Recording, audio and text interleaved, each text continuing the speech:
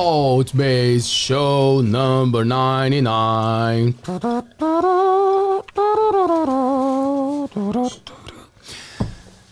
We're live. Welcome. Every Monday, Wednesday, and Friday at 7 p.m. on YouTube. So make sure to subscribe to our channel to support the platform. You can also become a member. You can join us and throw a few dollars there if you're keen to see this platform growing. Feel free to support us. We appreciate it. We have a second channel called ALTBAYS Clips where we break down the chats and we turn them into smaller clips. So if you don't have time to watch the whole thing, you can watch the clips and see what we've been up to.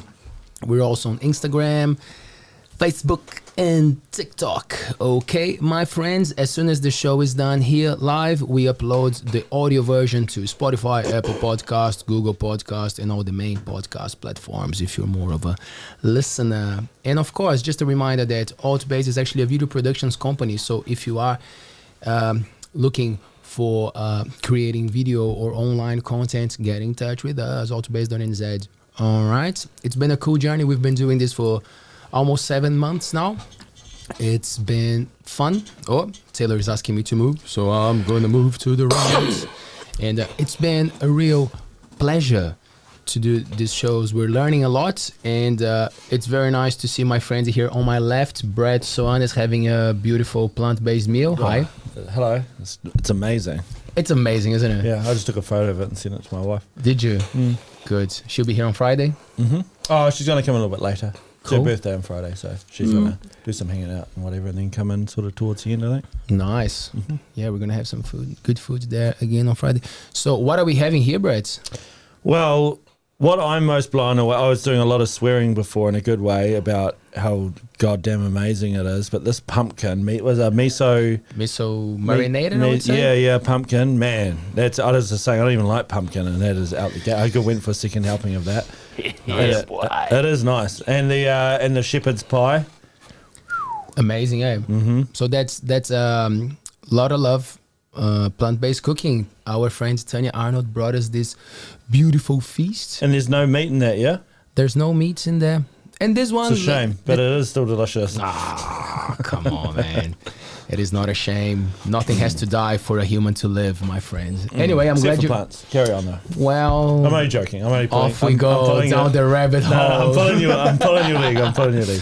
So just for our friends at home, if they're keen to learn how to cook plant-based foods, or if they want to have a chat with Tanya to get some of those meals, she makes amazing desserts as well. So just go on social media, a lot of love, and also the website, alotoflove.co.nz. It will be showing on our TV during the show, so people can reach out. So do they teach, like, have they got recipes or what? So exactly, I mean, I'm guessing they make food, yeah? Yep. That seems to be pretty obvious. But what, like, do they do, like, they have recipes and things like that? Like, what's the deal with that? So Tanya, tell me more. Learned a lot from chef Cynthia Louise, which is a chef who lives in Indonesia. And she writes books, and she's got a lot of tricks on how to make things taste amazing. So I haven't taken the classes yet, but from what I understand, classes, yeah. She does like workshops and classes for people to. I think it's kind of like to get rid of that myth that plant-based cooking is complicated, you know, because when I went plant-based, I had this idea that it would limit my options, and then I realized that it was actually the opposite. I was just not aware of the other options there. So I think she's also on that vibe of showing people that it's very possible to make amazing, yummy stuff. Well, all you have to do is find a protein replacement in a plant form and you're away, aren't you? Yeah. And isn't it just the same as meat cooking? Well, and from then, that point onwards? Yeah, and then that's another long conversation, which is like, because I chose to research about this thing with protein. It feels like we consume much more than actually we need. You know, like there's just this thing nowadays, like, oh, it's all about the protein. You have to have the protein. Man, it has to be balanced. You know, so, but yes, definitely, if you go for protein spikes insulin, I think, as well, doesn't it? Yeah. For putting on weight. So having a lot and getting all big and stuff, I don't know. I would be saying something that I'm not aware of. But what I research is that is actually not that important. But that's the classic thing that people say. Oh, where do you get your protein from? And that's a bit of a stupid question because all vegetables and everything, they have protein. But then we go for chickpeas, for lentils and beans and all this stuff. And it's just amazing. I mean, it makes sense. I mean, you know. Tempeh. Are you a tempeh, tofu kind of guy? Have you tried? I like tofu, yeah.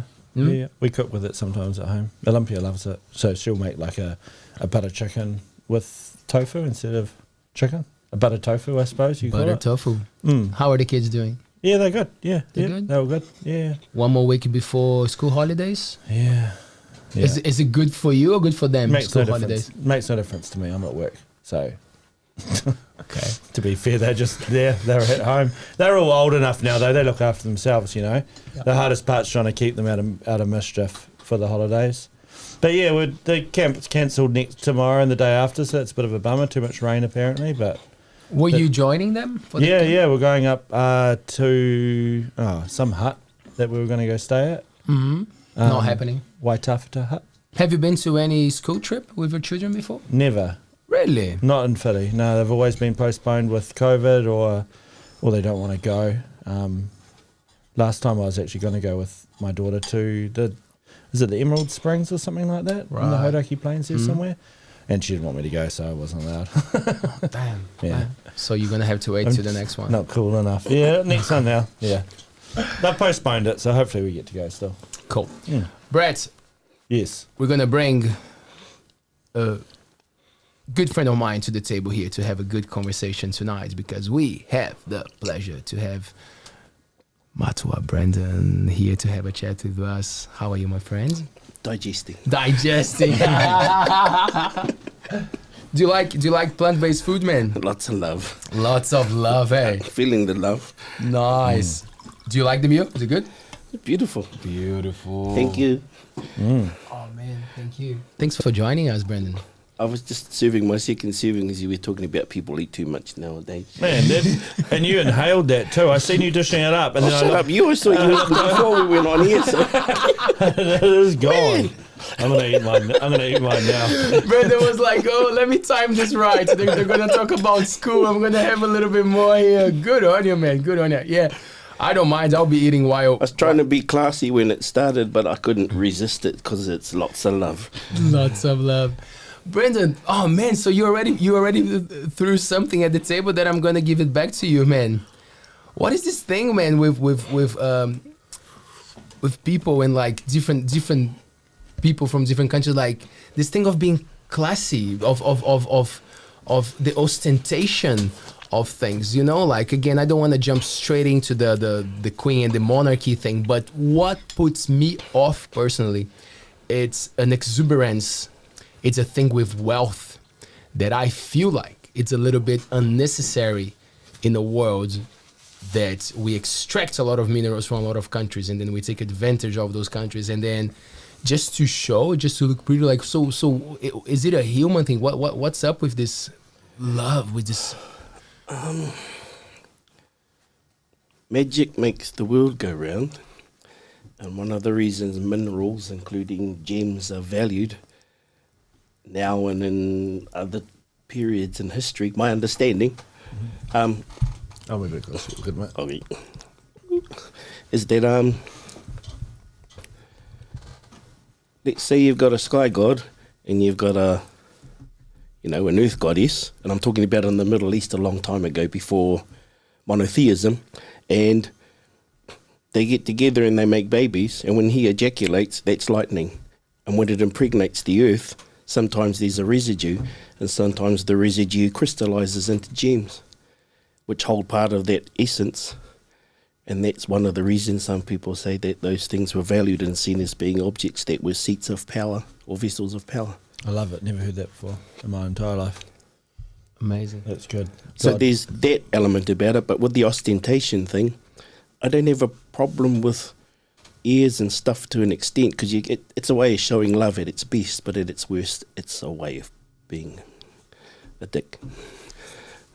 And it's the intent and the spirit it's given in. To me, and it's also the intent and the spirit that it's accepted in. So it's all about a lot of love. A lot of love. And sometimes it's real love and sometimes it's not real love. What about the relationship with, like, as you said, like, oh, it's beautiful and it has energy and it has that value for humans, but like The mineral stuff. yeah, or like even things like, or even parts of animals or something like that that we take from nature for ourselves. Is that something in Maori culture that kind of explains that, or puts us in a way that like, yep, this is fine, this we shouldn't be using it, or how is that relationship with nature and what humans should make use of? I guess if we're talking about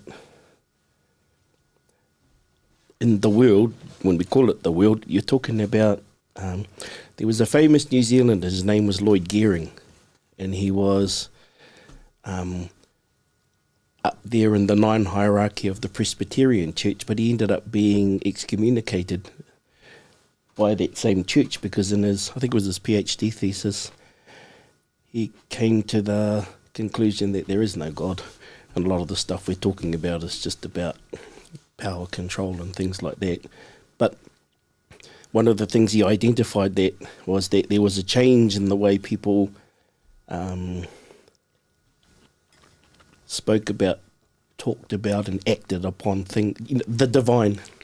And he said there was a time in history where there was a move towards monotheism. It was also a period where the female divine became taken over by males. So you get males that would castrate themselves, talk with the high voice, dress as a woman and take on the places of women as a way for males to capture that power and control the magic that women have. They create life, we don't. That's it. And so, and I guess and another way to talk around what I'm talking around in circles about is he just said, oh, there was a difference between spirituality and religion. Religion's about control, commoditization as you go on in history, and tends to be male dominated in many places, just because it is. And I don't necessarily invest heavily in these ideas, but I've been entertaining them for a long time. My grandfather used to write to Lloyd Gearing, and they had correspondence between each other. And my grandfather was kicked out of 2 or 3 churches as well. But he liked the idea of discussion, so that's why I'm happy to be here. Nice. Talk is good. Talking is good. It's important. And the thing with well, here we go. Deep, right at the start. What I see, and please correct me and take me to the right direction, but there are a lot of Maori families that are Christian. Is there a relationship with what used to be before colonization with faith, or faith was something that it was like, as we see it as like a Christian thing, like it was introduced because it, for me, looking from outside, it doesn't seem to match, you know, like it seems clearly there was something introduced and then it became cultural as it went by, but maybe I'm missing something there. I think what applies in the local context applies anywhere. There's something at its best, there's something at its worst. And the way I get it, because what I was talking about before was when you're asking, you know, taking stuff from nature to feed human whatever or social whatevers, in that old school way of thinking that I'm sure many or lots of civilizations, I don't know because I wasn't there, but I'm making assumptions, that what Lloyd Gearing was talking about when we went in a certain way after the Second Temple period in the Middle East, it became more about people saw themselves as separate from nature. You can take from nature for your own good if you're not part of nature, but in what people nowadays reify or talk about as an indigenous or iwi take way worldview, we are nature.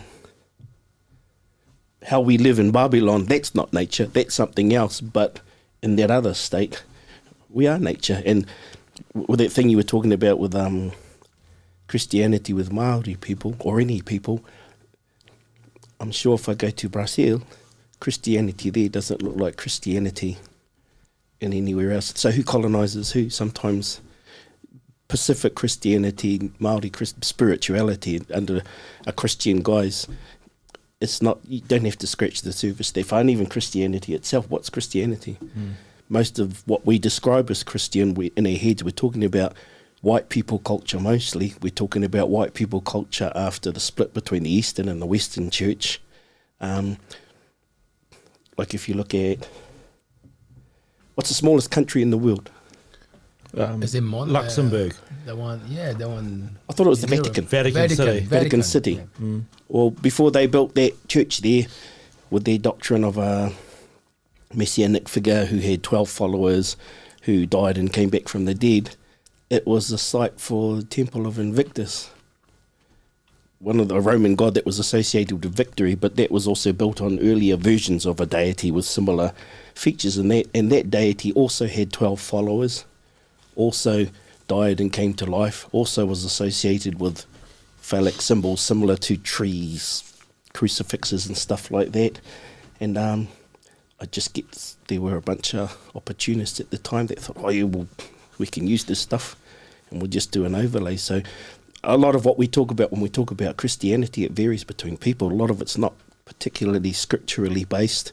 And when you talk about what's scriptural and what isn't, we're talking about what most people refer to as the Bible, but there are at least 96 other books held in the Vatican that are the Apocrypha. People don't get to read those because they don't fall in line with that particular Nicene Council that said, we got to make all this stuff work for us politically, so we'll pick that one, we'll line them up and make it look like one story. But you can argue that they've cut and pasted what works, but there's a whole bunch of stuff that in the past was called Christian, but now people don't see it like that. And other things like, Malcolm X was always going on about blonde, blue-eyed Jesus. He didn't look like that. We know he didn't look like that. So you're talking about a particular group's vision of a thing, but it's a tool. But the way I'd get around to it is if you go to a place where a bunch of people believe in a thing and they're doing their stuff, you'll feel it if it's real, and you might. That's all I'd say. So with my father's family, they're predominantly ringatu. It's considered a Christian church now, but I think but a lot of what we do aligns with their pre-Christian beliefs and stuff like that. What I'm trying to get to, it's an indigenized version of the Gospels, but it overlays stuff that was here before, and what we talk about as Christianity now has changed. The only constant in history is change, transformation, and when people start locking themselves up into little monoliths and stuff, I think that's stopping conversation, and I don't think that's not healthy. Life is tidal. It's supposed to be. What was the motivation for you to become an educator? Oh, is that what you do? Yeah. That's how informal this show is. Because it's useful. No one wants to live a life and not be useful. And because my grandmother told me to. And there's the truth. Or a truth. Go for it. That can coexist with other truth. But I'm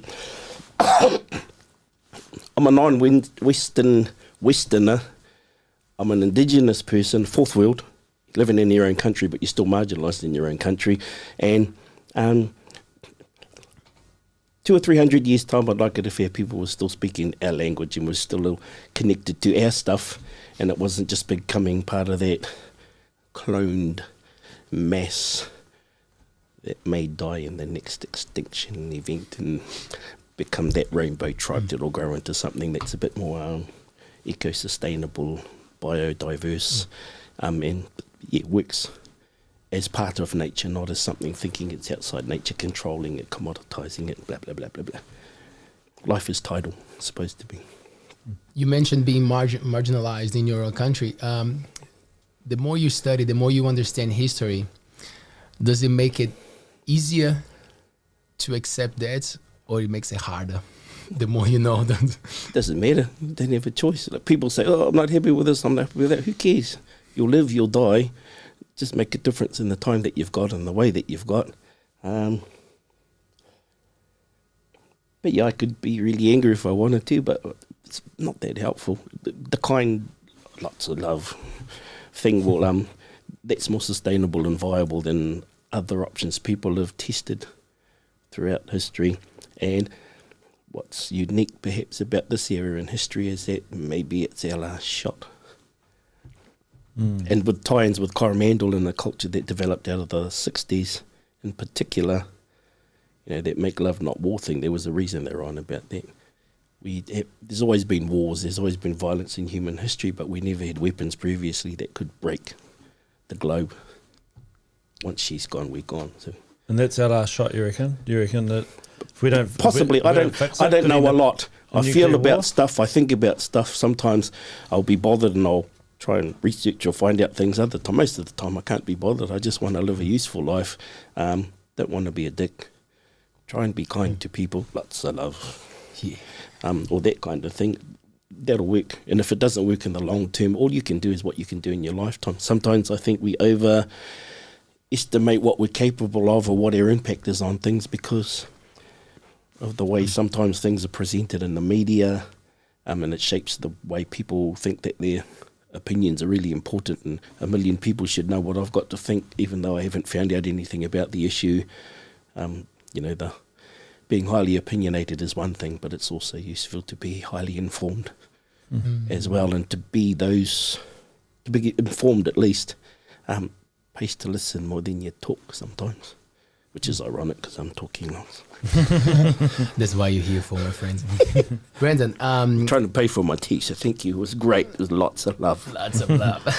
Man, something that I'm trying to wrap my head around it, being in the educational system, there's a lot of talk about bringing Māori to the curriculum.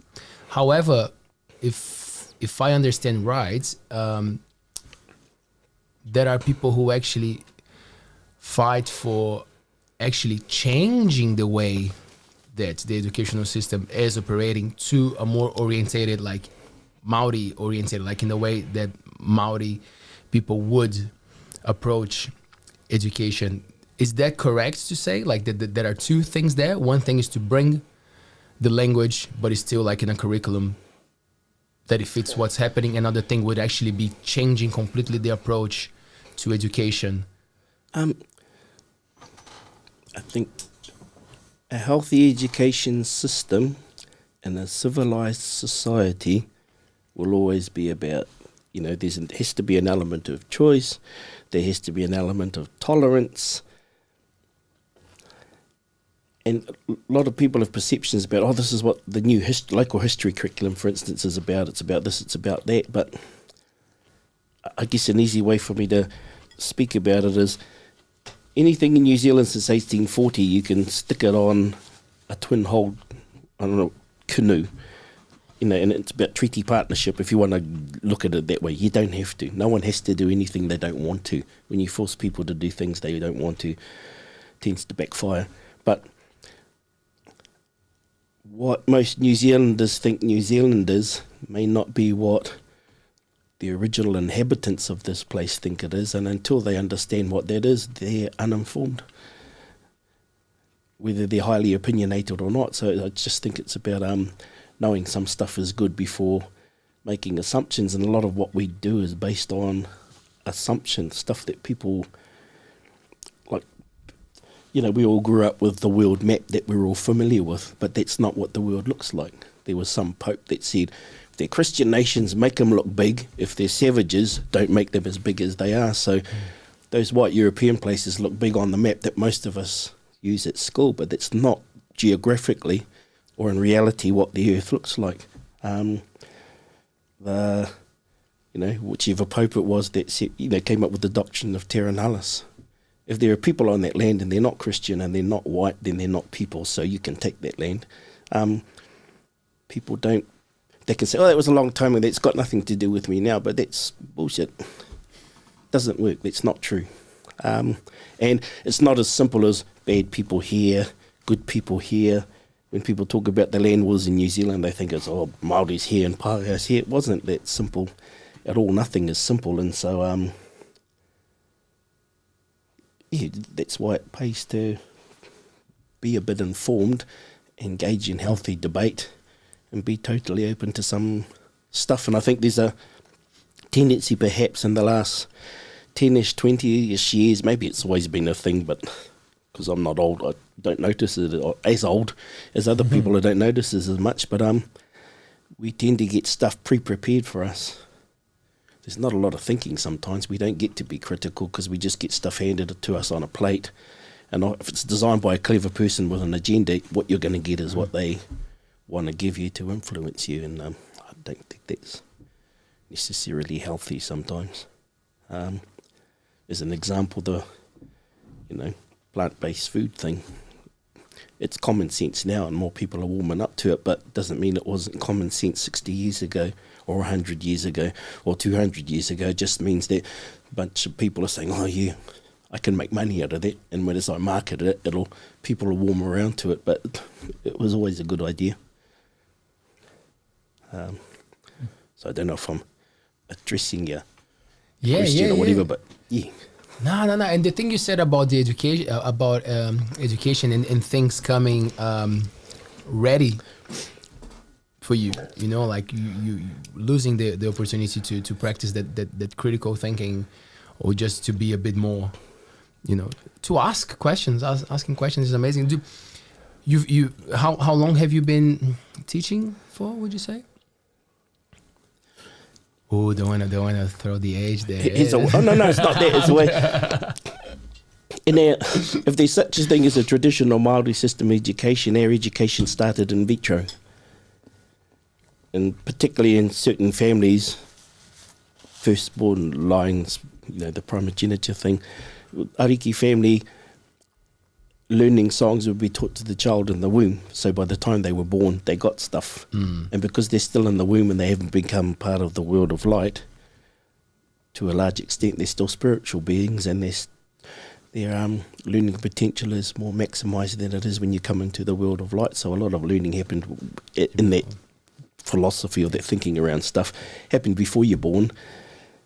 And we all know that how mum feels affects the chemicals in her blood, and what's happening to her affects the child. And so the mum's blood supply is the child's blood supply. So a happy mum's means more likely you got a healthy baby. A mum that's not healthy or is stressed tends to be a stressed child. So there's all those kinds of things. I'm talking a bit generic in that, but to be more specific to the Māori thing, most New Zealanders don't know a lot about New Zealand culture. A lot of people talk about treaty, but they may not know that much about treaty, including myself. But what I can say is that every 6 days, there's the celebration by a country somewhere else in the world celebrating their independence, either from Britain, from the British Empire, or from America, which is an empire also. And the colonial experience that we had in this country also happened in those other places. If there's such a thing as being more fortunate here than other people in other places, when the treaty was signed here, it was after slavery was abolished officially in most places. If you look into the mid-late 80s in some parts of Australia, the indigenous population their figures weren't kept on the human census. They were counted as part of the livestock and the animals on a piece of land. So, and that way we're much more fortunate than our older brothers and sisters in Australia, or the San people in the southern part of the African continent. Probably the two oldest human civilizations or groups of cultures in the world. But a lot of people that get worried or feel stressed sometimes about the Māori thing, often that's just based on not knowing stuff, either insecurity, and often insecurity is just based on fear, and that's about lots of fear, not lots of love. Good education should be about lots of fear, because it counters the love thing. To be more specific, the mandate that was put on the local history curriculums this year, my understanding is that it's an entry point for transforming our curriculum, but just transforming it in the way that opening it a little bit to the idea of the way Māori here and other people in other places now and in the past have thought about things, making more room for it. Like everyone, when they talk about that's old Māori stuff, doesn't really fit with all of this Western European stuff. Europeans claim that, for instance, mathematics or science is a, Pākehā knowledge, mātauranga Pākehā, or Western knowledge, but it's not. It came from the Middle East and the northern part of the African continent. Literacy came from those same places. You get people that worry about the influx of Sino-Asian people, and it's often in Christian countries, forgetting that Jesus was Asian. He wasn't Sino-Asian, he wasn't Southern Asian, he was Central Asian because he's from the Middle East, but people just, a lot of their stuff is based on cultural assumptions and beliefs, but not things that you can back up with evidence. So that's why I just think it's important to, little kids play, when you get a bit of order, bit of structure, as you get a bit older, because questioning is good, but if you've got 30 kids in your classroom and they're all saying, every 30 seconds nothing's going to happen. So, do the values-y stuff, and as people get older and you learn to cognate in a different way, that's when you introduce people to stuff.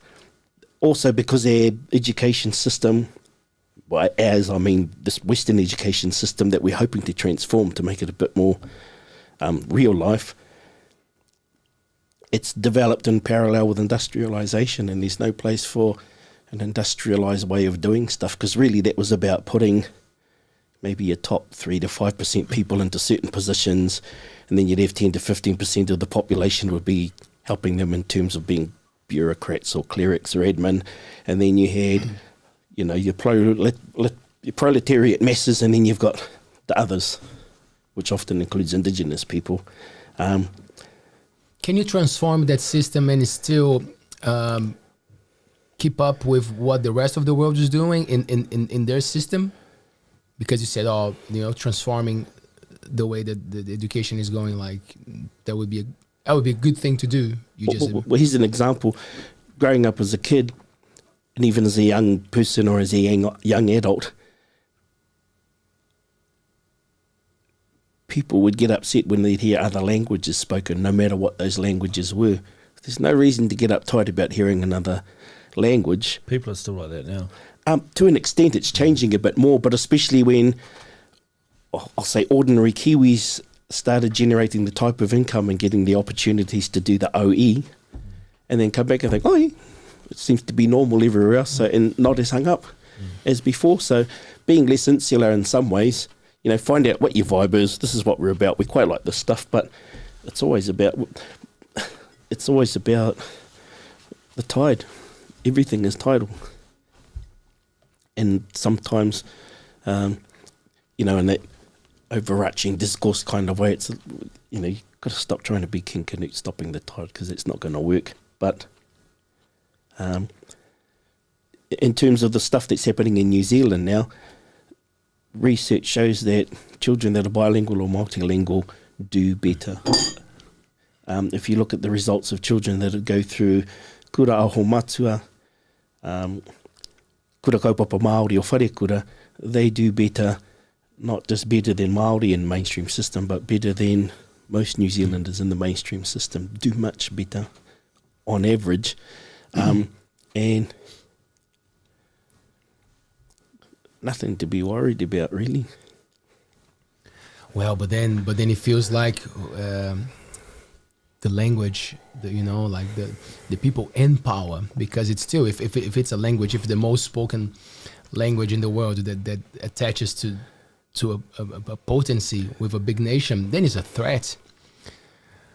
And to an extent, but I think a lot of the threat ideology, that's just based on pig ignorance.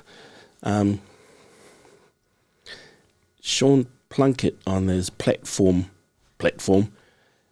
I can't remember the name of the guy on did an article that he was looking at, and I didn't have a problem with what he was saying. He was just saying that to an extent there's quite a push, and there's a right-wing edge on that, and I'll say that, Sean, if you're hearing this, but nothing he was saying in there, I didn't have any problems with anything that he was saying, but sometimes it's clumsy working things through a system. But if you look at the ground, how people are on the ground, for instance, before COVID, Whitianga had a fast-growing urban Māori population based around the Moiwai end mostly, and some discussions have been had with people in the Ministry of Education about how can we cater for these people, because we know that mainstream education doesn't work. It's got a long history of failing. If you look at how things rolled when we were the bosses of our world and we did things our way, we were much healthier physically, mentally, in all sorts of ways, blah, blah, blah, blah, blah, blah, blah. And then if you look what the education system done, and at its outset, its job was to assimilate or get rid of all that Māori stuff and make you like a party. Didn't work miserably, terrible outcomes in all sorts of ways. And if you're a bean counter, that costs taxpayers money. But if you do things in a different type of way, there are proven outcomes and it's researched. But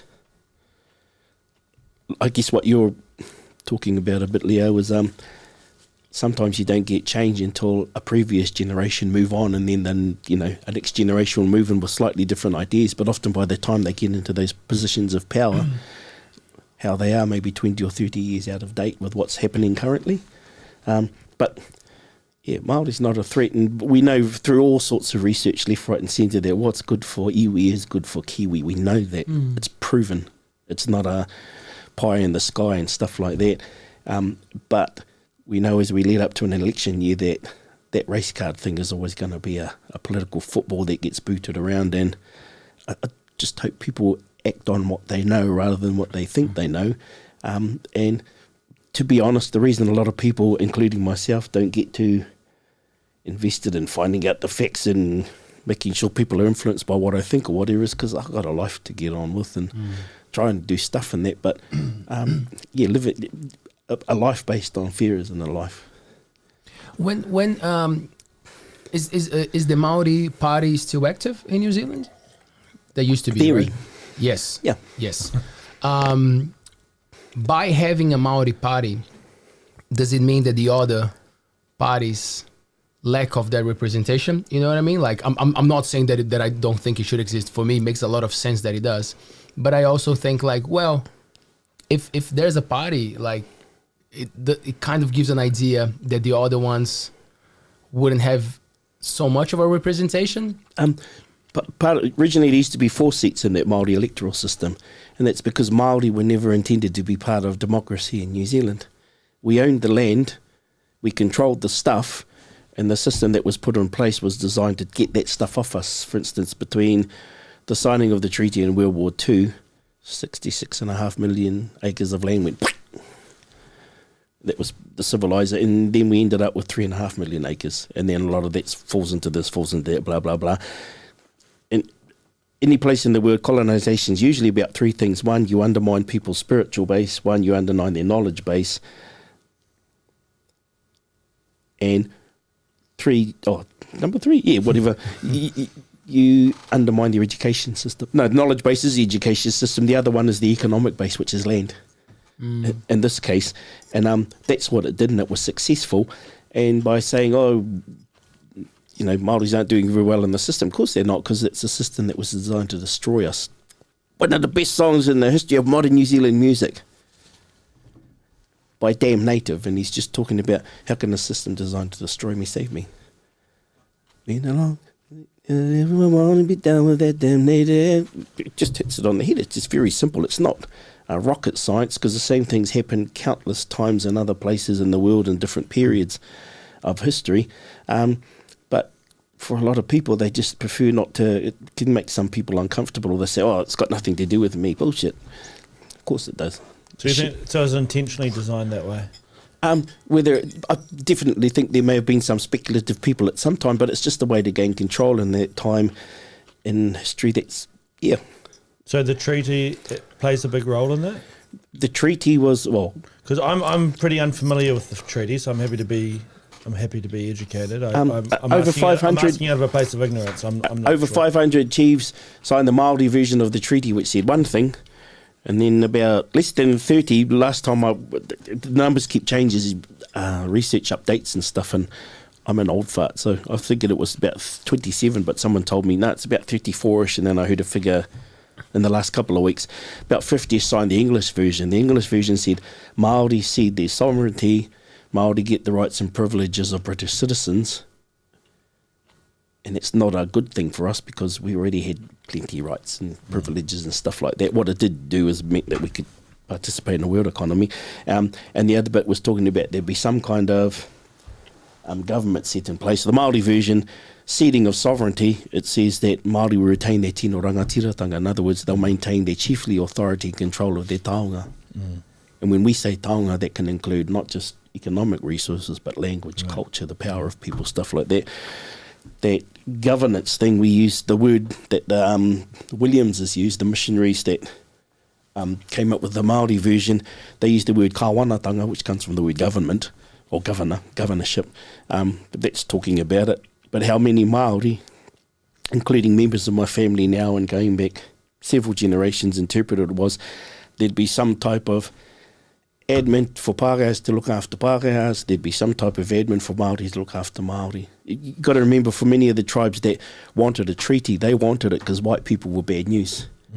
If white folks would come in and do things like kick up a stink, if Māoris dealt with it under our own justice system, you might end up with a gunship sitting outside your village and bombing you. So they just said, hey, you Pākehās, you sort your fellas out because you're pretty rowdy, you're mostly men, a lot of you escaped convicts, you tend to be swarthy types from lower class places that want a better life because you're never going to own land in Britain or Europe or wherever you've come from.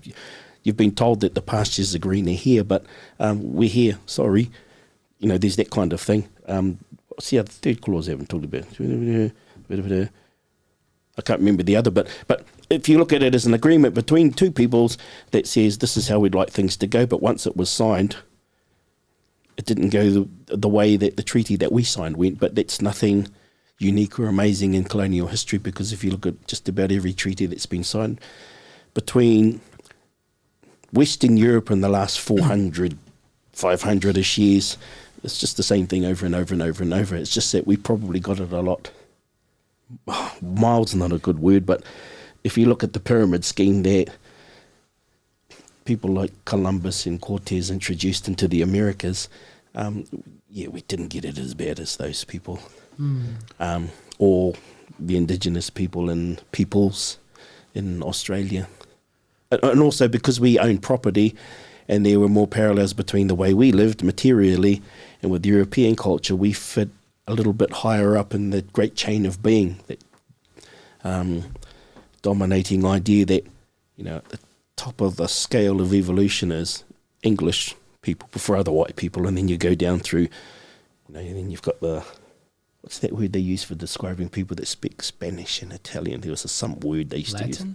No, Latin. No, it's another one. It was, they always talk about pejorative. You mean people that can't? Yeah, it was slightly. It was more than slightly pejorative. It was quite pejorative. You know, people that can't control their passions and they're too horny and they like music too much and all those kinds of things. Whereas many places in the world, those are good things, especially when it comes to music. And then down at the bottom, you got monkeys and stuff like that. But we were further up that scale, that great chain of being, and it was just an assumption that that's the way it was. So, was it a deliberate thing? Hell yeah, in all sorts of ways, but it's also just a consequence of how people thought at the time.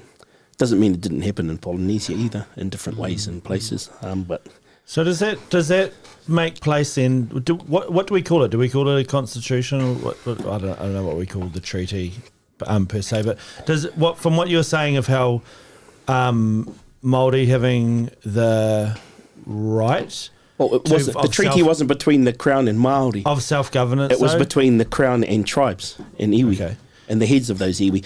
Māori was the word that we get put under a single heading, and it makes it sound like we're a homogenous blob, but we're not. So for iwi to have their self-governance per se, would that be something that would be like the reason I brought up constitution is I'm just going to say like a constitutional right. Yep.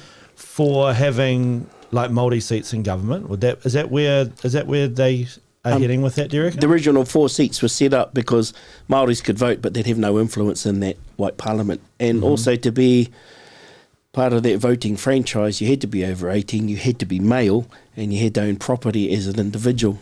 In our culture, we don't own land individually. So what the Māori seats originally were about exclusion from power. It wasn't about privileges for Māori. Now we've got more seats because it's expected as a way to try and get better representation in Parliament and stuff. But if there's a thing that Māori want now, and we always refer things to the treaty because white people are here because the treaty gives them the right to be here. Otherwise, they're overstayers.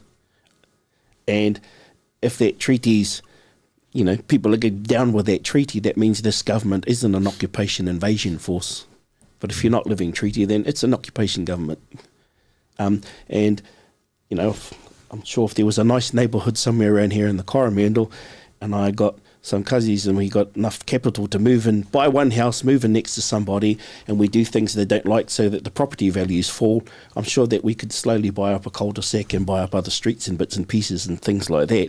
People wouldn't be happy, but we could gain control of territory. But for us, that's what it was like when Europeans came. It wasn't perfect here because people are just people, but if you look at the historical record, not even the Māori one, but the European one, we were healthy.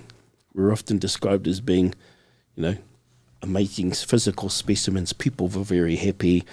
They often, ethnographers, writers, historians, especially the males, were really upset because they didn't like the fact that the men looked after children, they played with children, they were happy with children, they were too gentle because it's not stiff upper lip enough and it's not manly, or that kind of thing. So,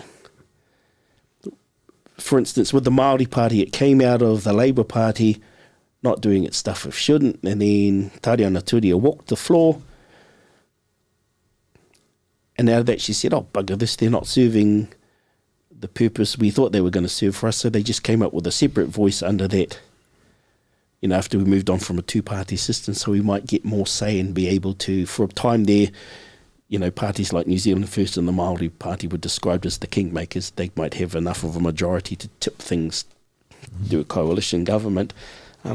It may go that way again, perhaps to an extent in the next election, because and that's healthy, eh? It can be healthy, but what we're trying to do is we're playing catch-up, 182-year-old catch-up. If we get cool stuff happening, that's really cool, but it should have happened 182 years ago at the onset and the signing of the treaty and the intent that was put in it. It's been tested. People have tried to throw out that treaty thing, but it's the thing that gives non-Māori the right to be in this country, legally, because the Crown, it was a legal document. And the other thing also is that there are two lanes, in that there's a Māori lane, there's a Pākehā lane. For education, there's stuff happening in mainstream education, and it's just making it a bit more open and not as systemically biased towards one particular view. And then there's another lane where Māori, we need to get on with their own stuff to look after their own viability. For instance, if schools become the main place that Māori is learnt, that means it's not necessarily happening where it should be happening, in their homes first, and in our communities, in communities within cities. And for instance, in communities where you have a kura kaupapa, they perform a function that, type of function that happens in other places where numerically Māori outnumbers others, and culturally and linguistically people are strong in their culture. So, and it's just the same type of thing you see in many, many other places. We're fortunate in a way that we were colonised later on in the piece rather than earlier compared to other nations. And we're fortunate in a way, in the way that might sound like a cop-out in a way, but when I was younger, to me it was better to be a bad Māori than a good Pākehā. And that's not a great way to live your life necessarily, but as long as you know where, it teaches you that, and you're not that, and you're not that. It's helpful if you know if you're a pig or a dog. Some people don't know if they're a pig or a dog until they're an adult or until a later age, but if you can find your vibe earlier in your life, then you'll probably live a much happier life, because your time, your energy and your effort goes into being what you are. Kids seem to understand a lot of these concepts way easier than us, of like equality, being nice to each other. So teaching these matters at a very early age, like making sure that the education that the white kids are getting and the Māori kids are getting is the same. Is that a contributor? Like, so if you tell these stories, if you explain to the white kids what's happened and where we should be going, is that the hope for a few years because, for example, in Brazil, 15 years ago, the populist president, he facilitated a lot of quota for black people, brown people to get into universities.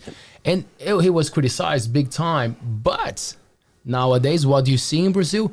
Amazing black people, very intelligent, doing amazing stuff, bringing a lot of culture and beautiful things to the table, actually trying to fight this new So it was president. what you're saying, it was contributive rather than being... It was a plus, it wasn't a minus. It was amazing that it happened, you know, like, and the guy at the time, he made a good move, you know, he had to deal with a lot of shit of people saying, those kids are not even going to be capable of keeping up with university because school was shit for them, and then you're going to put them in the university, and it really paid off because now we see an amazing advancement of kids who were not supposed to be at a good level in life doing good. So like there was an opportunity. But here in New Zealand, I see that maybe if we get this idea to the white kids because it's smaller and could maybe facilitate the understanding for a future generation for like 15, 20 years for things to be a bit more... I don't doubt that there's lots of truth and traction in that. But as a Māori, it's not that I don't care about it. That's a lane that no Māori can deal with.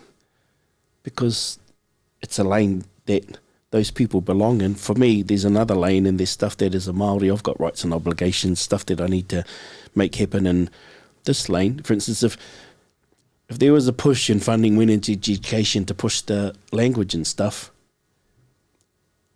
the majority of people teaching kids about Māori stuff were non-Māori, that's a decentering of power from where the power belongs.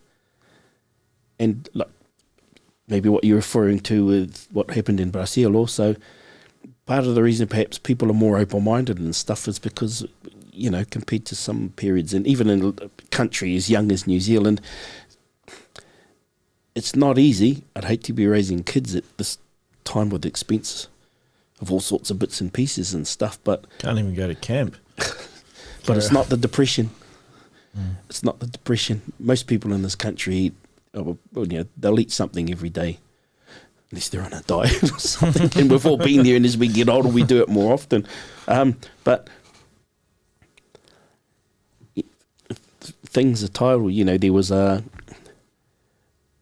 time that you've spoken about, and it sounds like, from what I'm hearing from you, that it was pretty cool.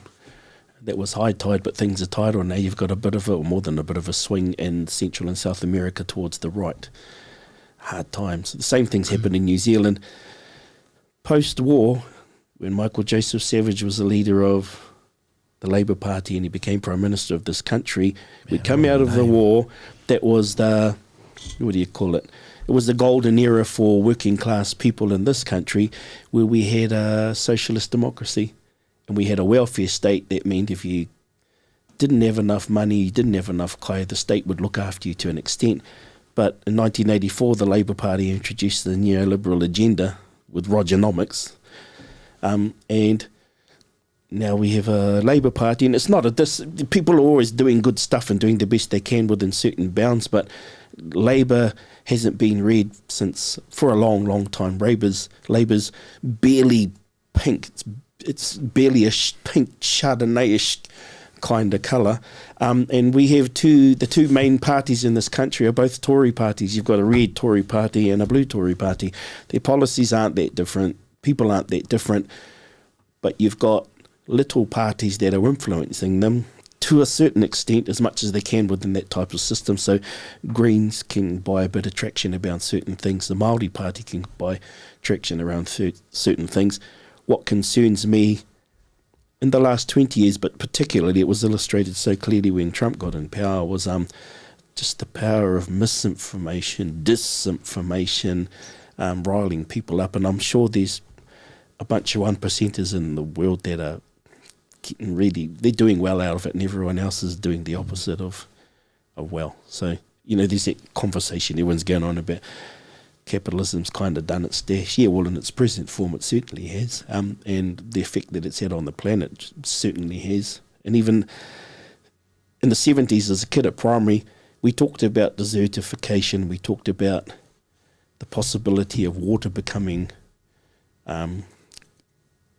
a high value commodity didn't make sense to me as a kid in the 70s. Those issues, I think those are probably the two most threatening issues still, besides war and stuff like that. I can't remember the number. I was speaking to an environmentalist on last Monday,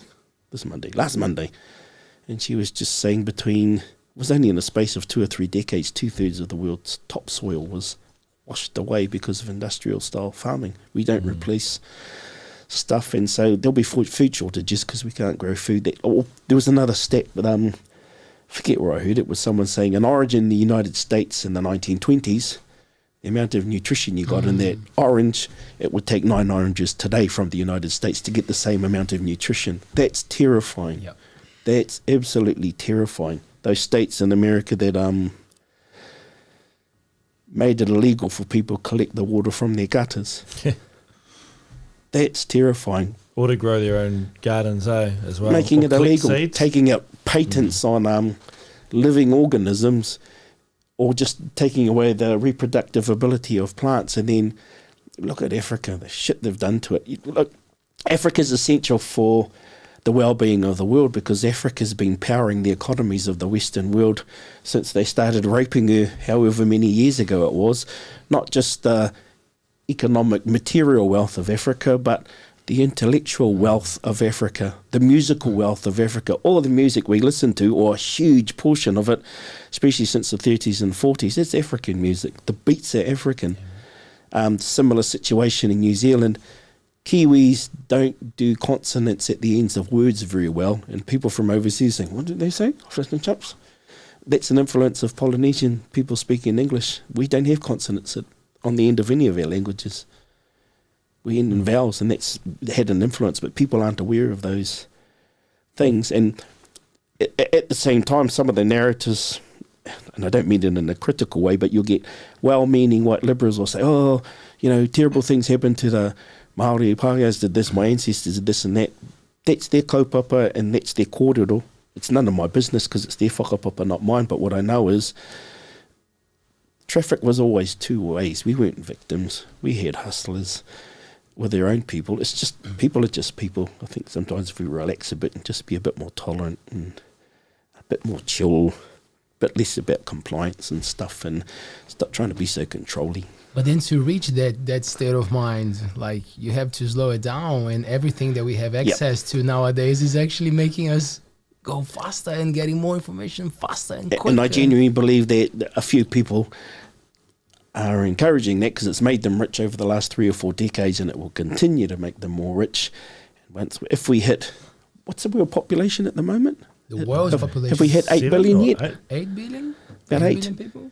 Yeah. If we ever get close to 9, we'll never get that big again. And I think, I'm sure there's a bunch of 1%ers around the world that are waiting for the giant dieback. They'll have monopolies on this thing, that thing, this thing, that thing, and then it'll be absolute control of us because it's the Matrix. Yeah, because you said we're farmed animals. Yeah. What's the name Lots of love. What's I was going to be like, that's a change of attitude. What's the book? The farm, Orson Welles? Yeah. What's the name of the book? The Brave New Worlds? Is that one? That's Animal Farm. Yeah. Animal Farm. There you go. And Orwell's 1984, their prophecies. Yes. And Charlotte's Web.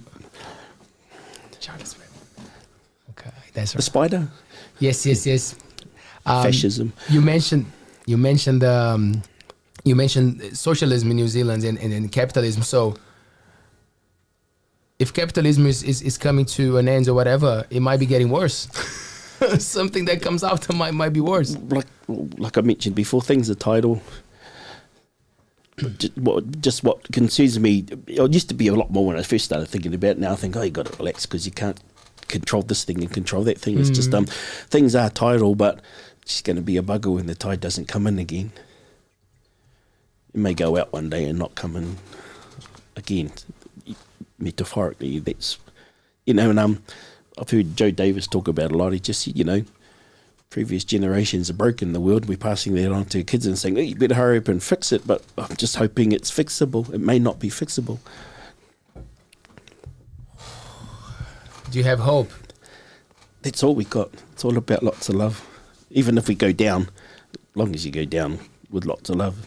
It's all right. And not in a nasty, horrible way. I'm just thinking, oh, well, logically, it'd be a great thing if a species wasn't on the planet anymore. She'd be fine. I'm sure she'd get their game back together.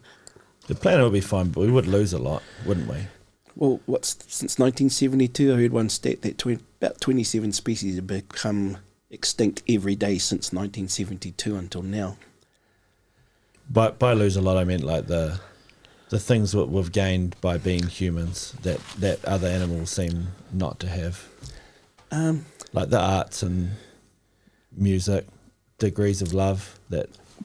I remember in sixth form biology. I'm saying it would be a shame to lose that. We'd have to wipe out all humans. Sixth form biology, the teacher asked us... leave 10 of them behind, 10 of the greatest maybe. What's the difference between an animal and a human? Well, to me, humans are animals, of course, but it's just and then someone came up, might have been me, I can't remember, or my friend said, animals don't have art. But he was talking about, was it Diane Fossey or the gorilla? Who's the chimpanzee lady and the gorilla lady? Who were they? There was Diane Fossey and... Around. I have seen an elephant draw as well. What was this? Whoever the chimpanzee leader was saying that when there were particularly beautiful sunsets, the troop of chimpanzees that she was studying would run up onto this hill and they just sit there and look at the sunset until it went down, and then you go back down where they slept. And she said, well, who says they don't have an aesthetic sense? Just because we don't get it and don't understand it doesn't mean it's not there. And that's why everyone loves the movie Avatar, because that was a story about colonization and hope. So I hope we can get our Avatar on. Yeah, is what it is. You, we were talking about the Wiki o te Reo Māori. Yes. How relevant is for us nowadays to have a week? Should it be a month? Should it be should it be every day? How what's the process to celebrate the language? It's up to the individual. There's stuff you can do systemically. Things happen, could be more. There's things you can do in your home. There's things we do, could be more. There's things you can do as an individual. There's things we do, there could be more. It varies with people and stuff like that. But yeah, it's a good thing. At the turn of the millennia, bunch of highly rated linguists got together and they said, within the next century, by the 21st century, 80% of the world's spoken language will be extinct. They'll no longer be viable. I hope Māori's not one of them. But if I step back a bit further in that, like, if humanity's not a thing in 200 years, and if the language isn't there, but for me as a person, I'd like it to be there. It offers a lot, and often it's only people that speak more than one language understand how it can open vistas and doorways to different ways of looking at things. There's value in it, but it's not necessarily a material or an economic value, although you can certainly wring it out of those things. But there's intrinsic value in things, like I hear you referring about, things that people have been able to achieve. Those things are really, really beautiful, but everything has a cost, and our children are going to be paying unpaid bills from the last, particularly the last 400 or 500 years, particularly from that industrial era where we've kind of done some major pillaging of their future.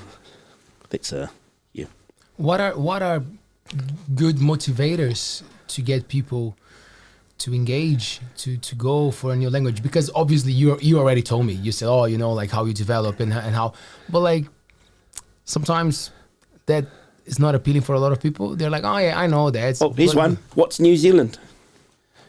If you take the Māori stuff out of tourism and stuff like that, and also if you take out the appropriation of people of the landness that Europeans share or have appropriated from Māori, New Zealand's just a British satellite. Culture's not that different from other places in the Western world, particularly Britain. We're the flavour. We're the garam masala. We're the identity of this country. And I don't mean that in an arrogant kind of way, but when you talk about points of difference in marketing and stuff, it tends to be your indigenous people is one thing, and then there's the environment, but we see ourselves as part of it, all sorts of other bits and pieces, and there's stuff that we do know act that works, and other people see the value in that because they say, that's cool, blah, blah, blah, and they'll go along with it. The music, kapa haka, performance. Like people were complaining, oh, too much money going into kapahaka. Well, lots of money goes into the New Zealand Ballet Company and New Zealand Symphony Orchestra, and I know that kapahaka has a bigger coverage with most people.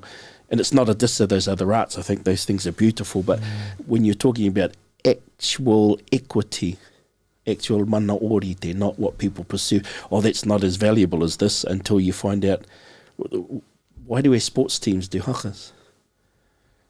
Because it's who we are. So there's the most obvious way, I guess, of saying where's the value in all that Māori stuff. Look at a sports field. There's a reason they're doing it. If you look at the 1973 YouTube videos of the All Blacks doing the haka, she was pretty crap. But for the era, I used to get so excited seeing that because you didn't see it anywhere else. And for that era, it was great. It wasn't great compared to a Māori community where that stuff was natural. But for New Zealand, we weren't used to that kind of thing. I don't think people understand the level of exclusion New Zealand, that's been an intricate part of New Zealand's lifeways until they start looking at actual history, not perceived history. For instance, early mid-70s, some pubs in parts of Auckland, no jandals, no singlets, no dogs, no Māoris. Or Māoris can't go into the pub to get their beer, they'll pass it to you through the window. People say, that's not... Yeah. The movie Zion was based in Pukekohe because Pukekohe, I think for the last 15 or 16 years, has run the most racist town ward in New Zealand from a bunch of people. If you look at Nevak Rogers, who's one of the people that decides what goes into public media and that, her uncle... Who's that, I'm sorry? Nevak Rogers, Nevak. She wrote a cool article just talking about reservations of right privilege, and she named places like Whitianga, Pāwanui and Remuere as reservations of white privilege, and that can upset people. But you look at, there was a guy who wrote a book about, it was just known, and most of the Māoris, for instance, when the movie Mount Zion, you had the Māori migrant workers that would work in the market gardens for shit money, and often they were put in chicken coops and stuff like that to sleep, and it was like this Jim Crow South in America. And you knew that if you're a Māori and you went to the butcher shop or wherever, you got served if there weren't any white people. As soon as a Pākehā came in, you knew that you would wait, and if you didn't, they'd let you know that you had to wait. And that's not an uncommon thing. When I was at school, I was strapped for speaking Māori.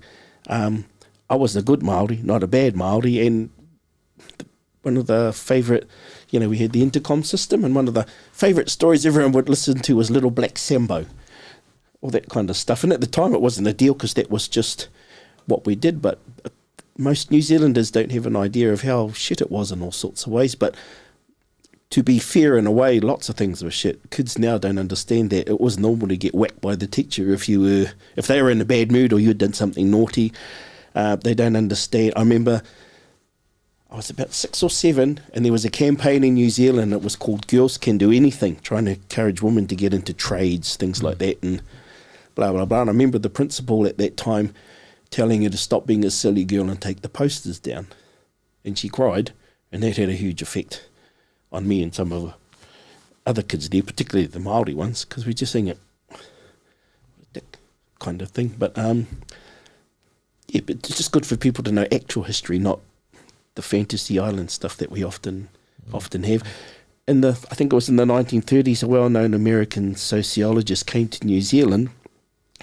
He grew up in the deep south of America, and he wrote a book called, I think it was The Tiki and the Fern.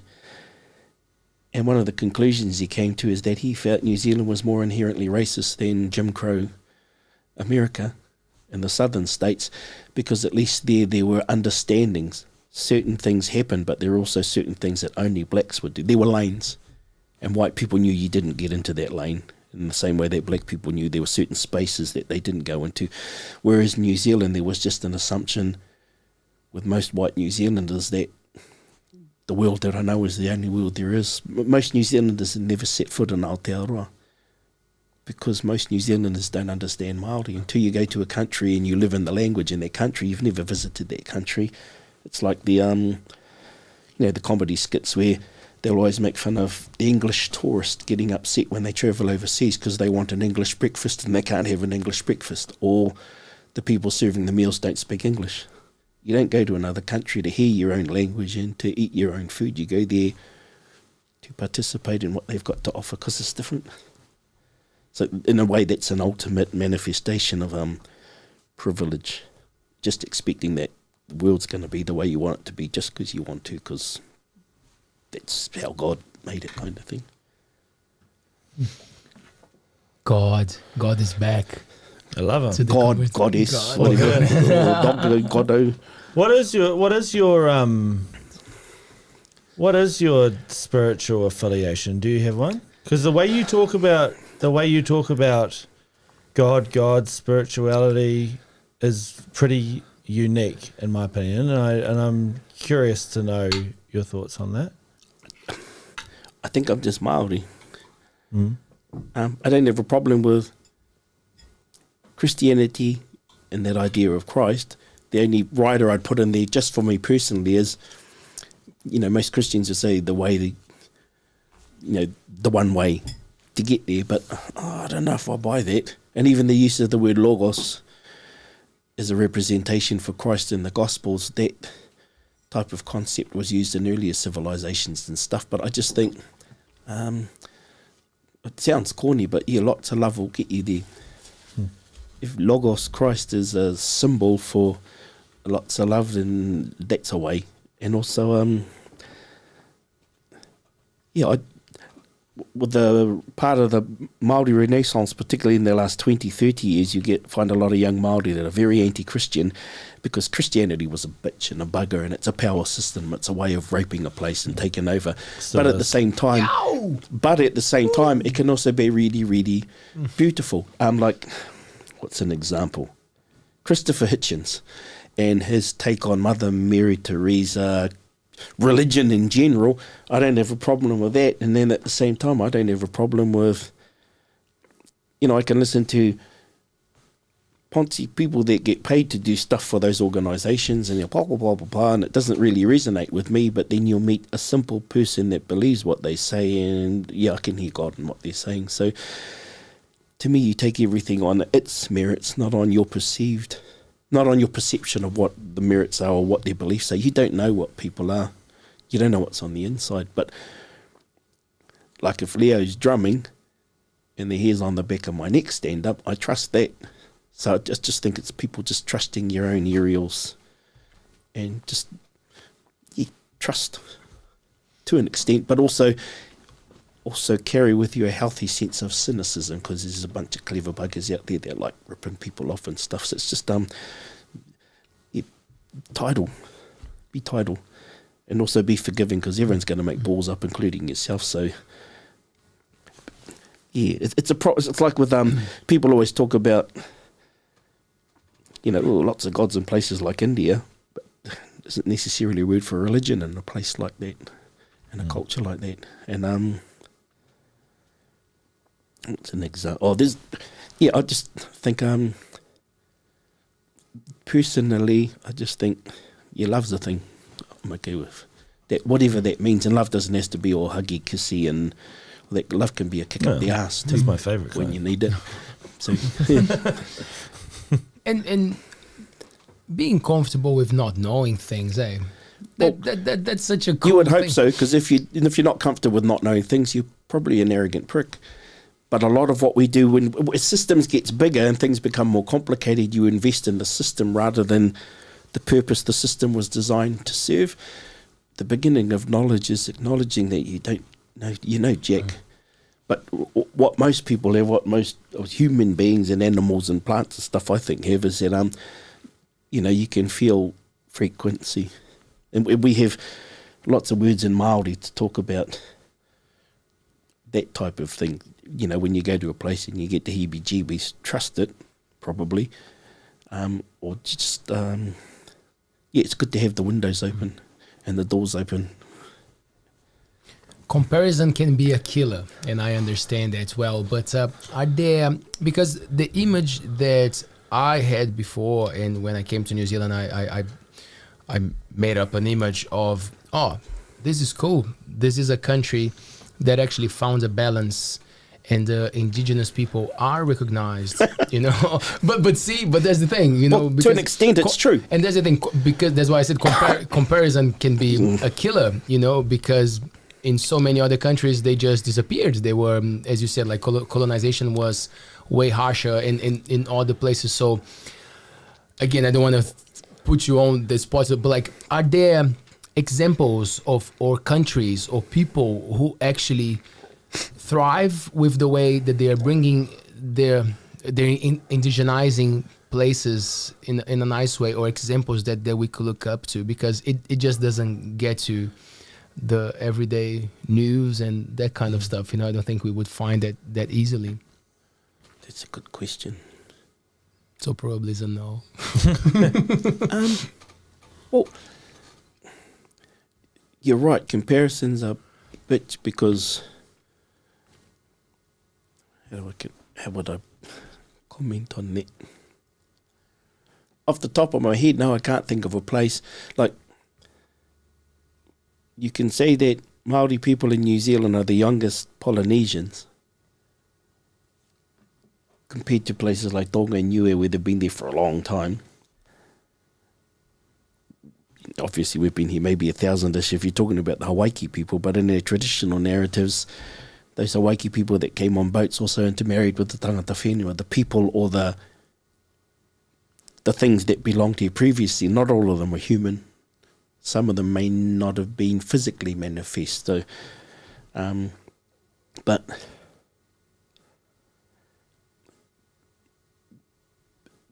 because of circumstances, stuff that just happened, and that we scrappy, we fighty, and that may have helped in certain ways.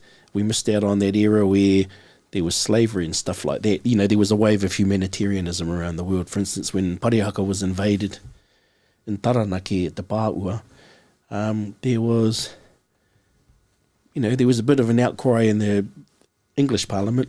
People thought, oh, you can't do that. This is really bad news. Probably because it was a bad look at the time, because it could affect economically and stuff like that. I don't know, but there are elements of that kind of stuff.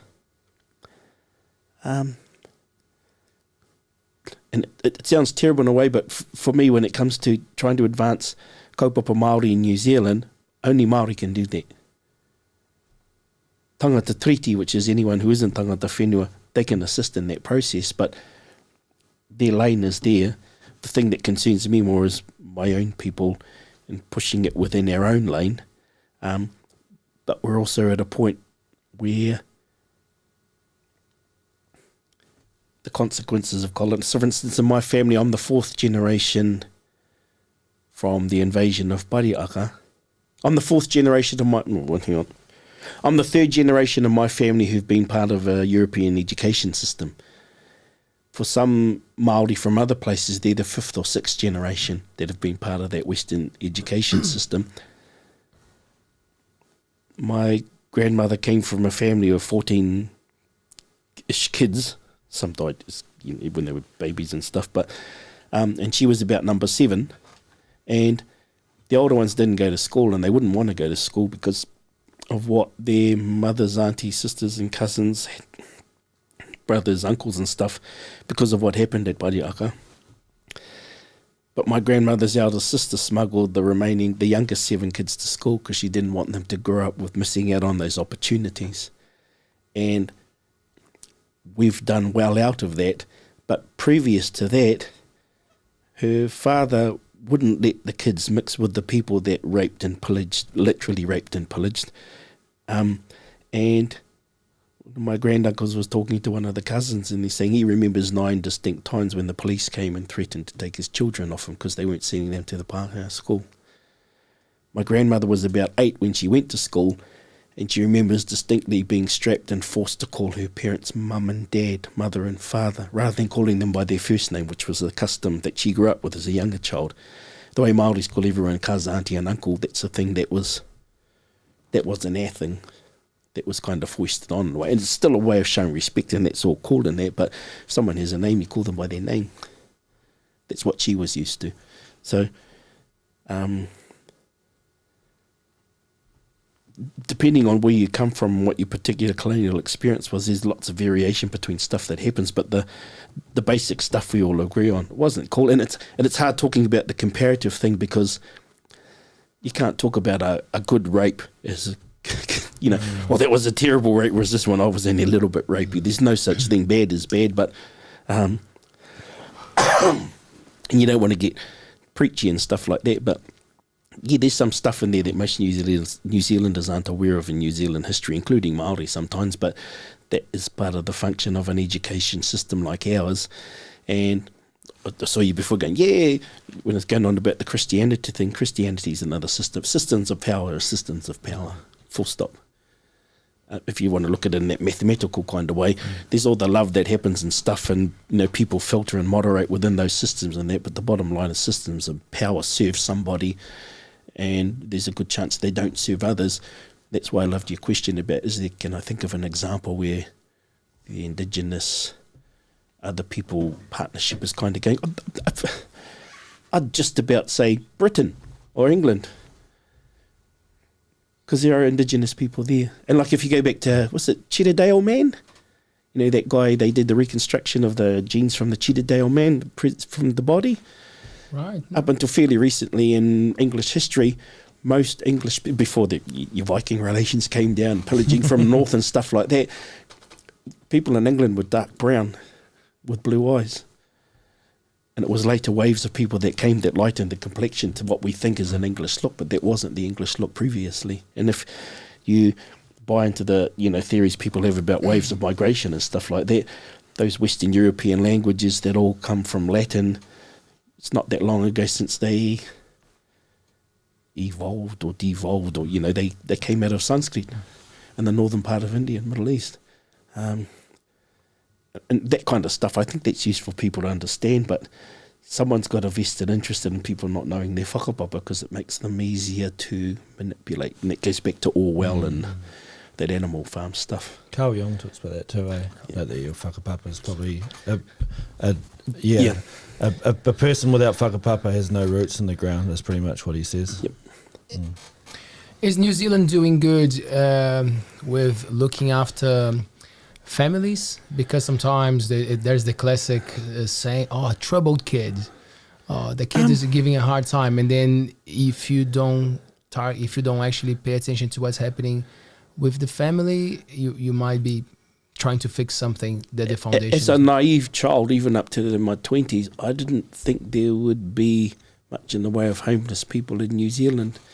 And then the neoliberal agenda kicked in after Rogernomics with the 90s onwards, and I'm really ashamed to be a Kiwi seeing, there was some figure, it was a few years ago, and they estimated there was something like, I can't remember the number, but it was a horrible number of people that were living with no fixed abode.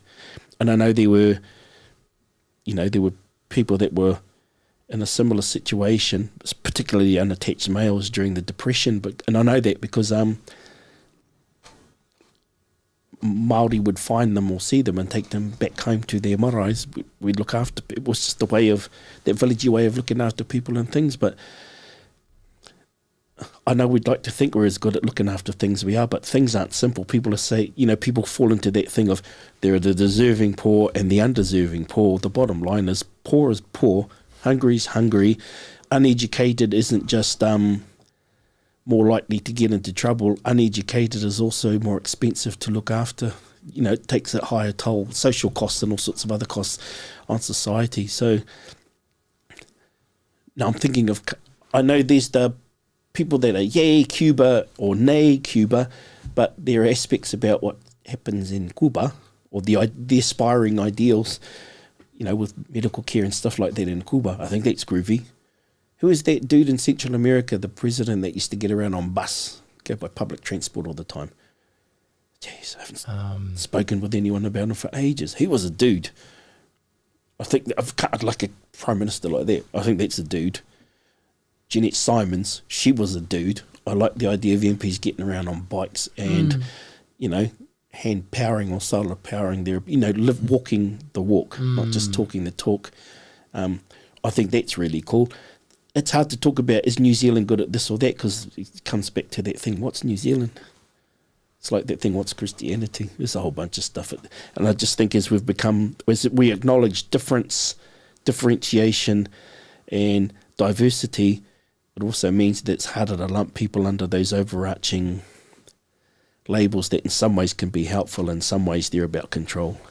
In a society based on whakapapa, like with traditional Māori society, Pacific Island countries which are tribally based, well, you share common genes.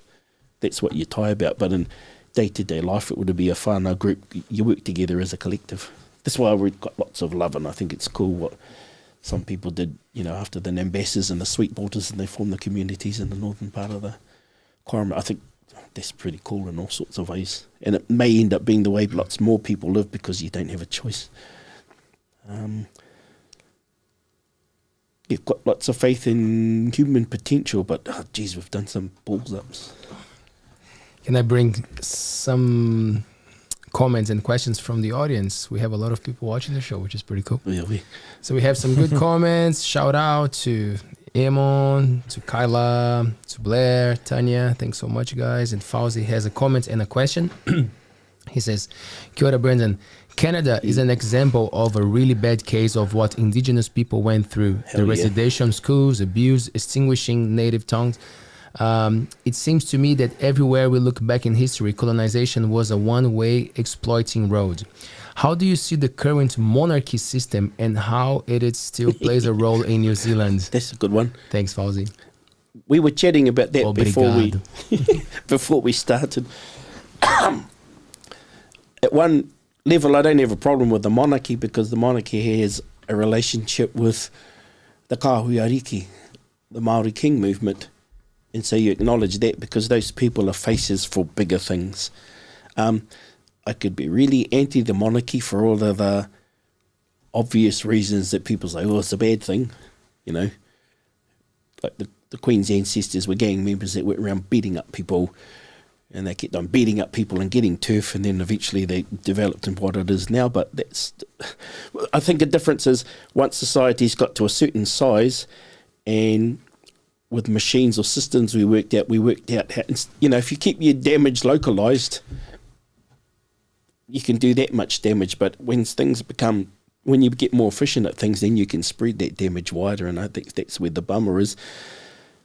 In what most Kiwis would call real life terms, the monarchy's absolutely had its day in its present form, and it's obvious that they've strategized and they understand that, and all sorts of things are happening.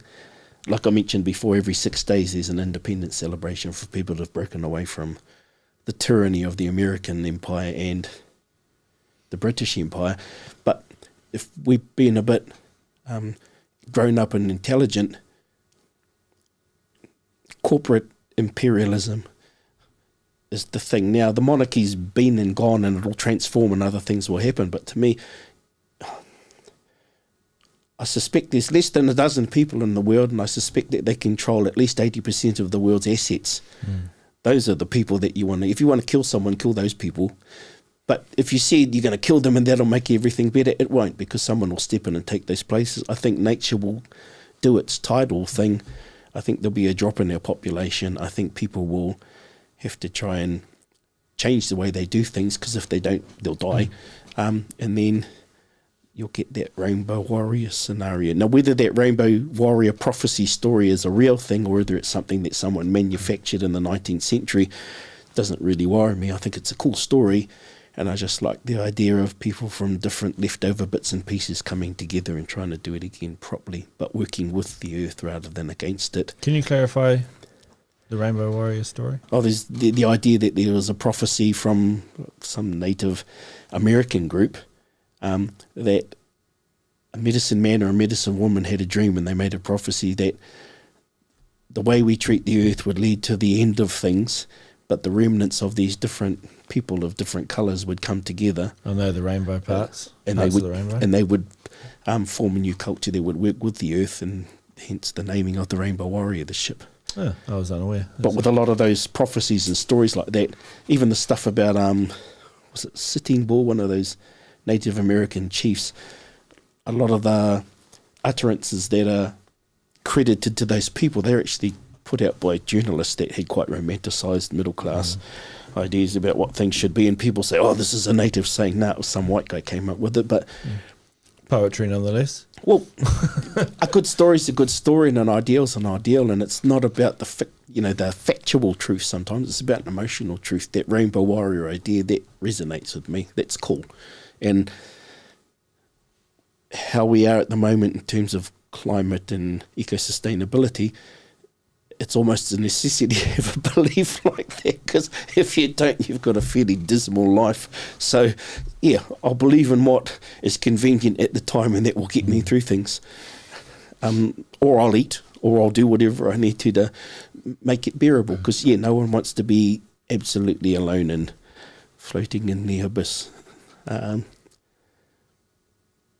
But that experience of what happened in Canada, the same thing happened here. We know that there's the term the stolen generation, and it's applied to the Indigenous peoples of Australia, but within the Indigenous peoples movement, we apply that to ourselves. And in some ways, that lost generation thing happened in New Zealand as strongly as it did in other places, but because there was never an official policy that said blah, blah, blah, blah. Exactly. It kind of did, but not as explicitly as it did in Canada and other places. There was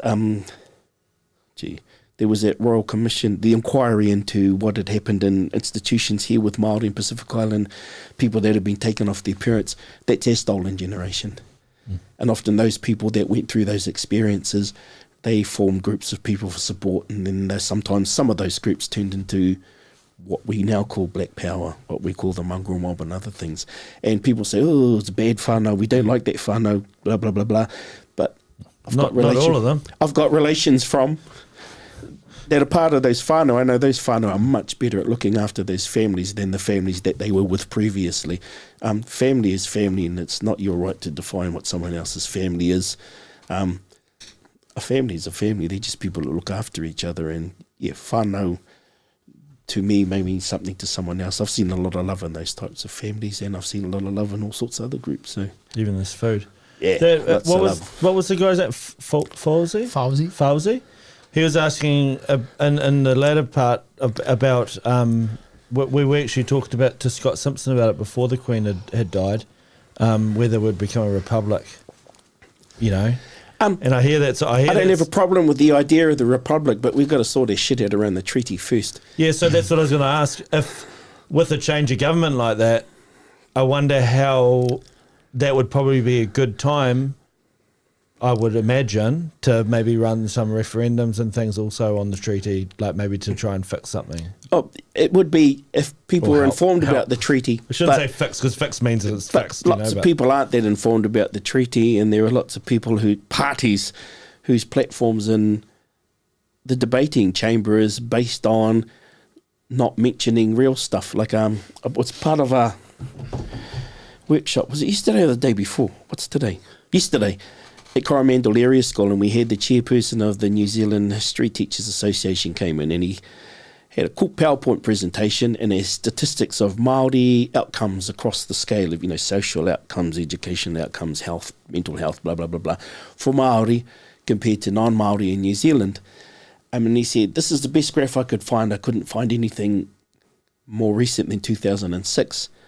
He was attending an education conference somewhere recently, and he was speaking to an ex-teacher, it was a PPTA meeting a secondary teacher who used to work for the Ministry of Social Development. And he said, I couldn't find anything more recent. And the guy said, I was working for the Ministry of Social Development at the time when we were told explicitly by the government not to produce any more of those, not to research that stuff anymore, not to produce any more infographics based on it.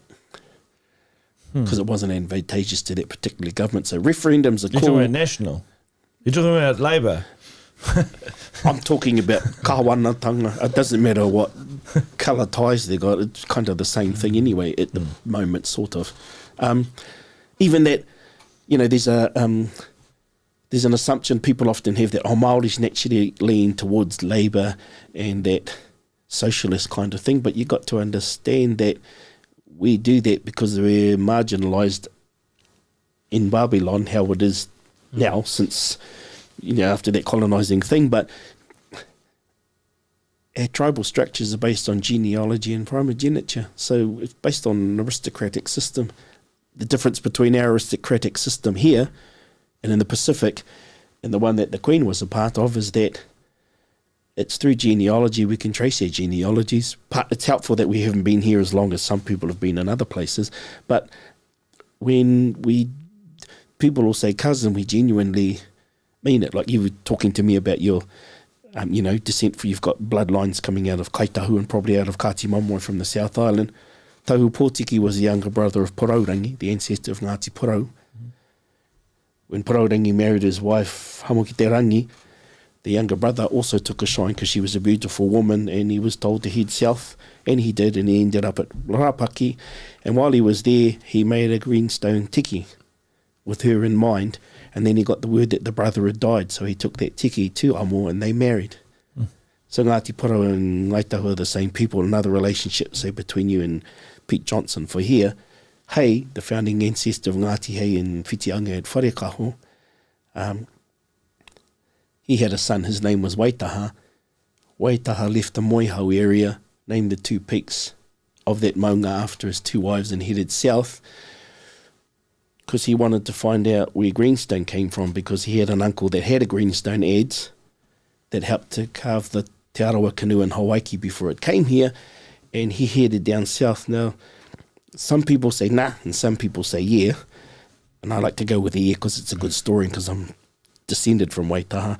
But Māori name for Canterbury is Waitaha, and they say that's because he intermarried with the people that he found there. So you've got close relationships between all of those people, and that's how we fuck up. It's not that most Māori can, within by 20, 30ish generations, we're at those founding waka, and then after that you've got other generations. You've got a local iwi that are descended from one of the first grandchildren of Tangaroa, Whale, Ngāti Hako, who are also closely aligned with the Te Arawa people of the eastern seaboard here, Ngāti Huarere and Ngāti Hei.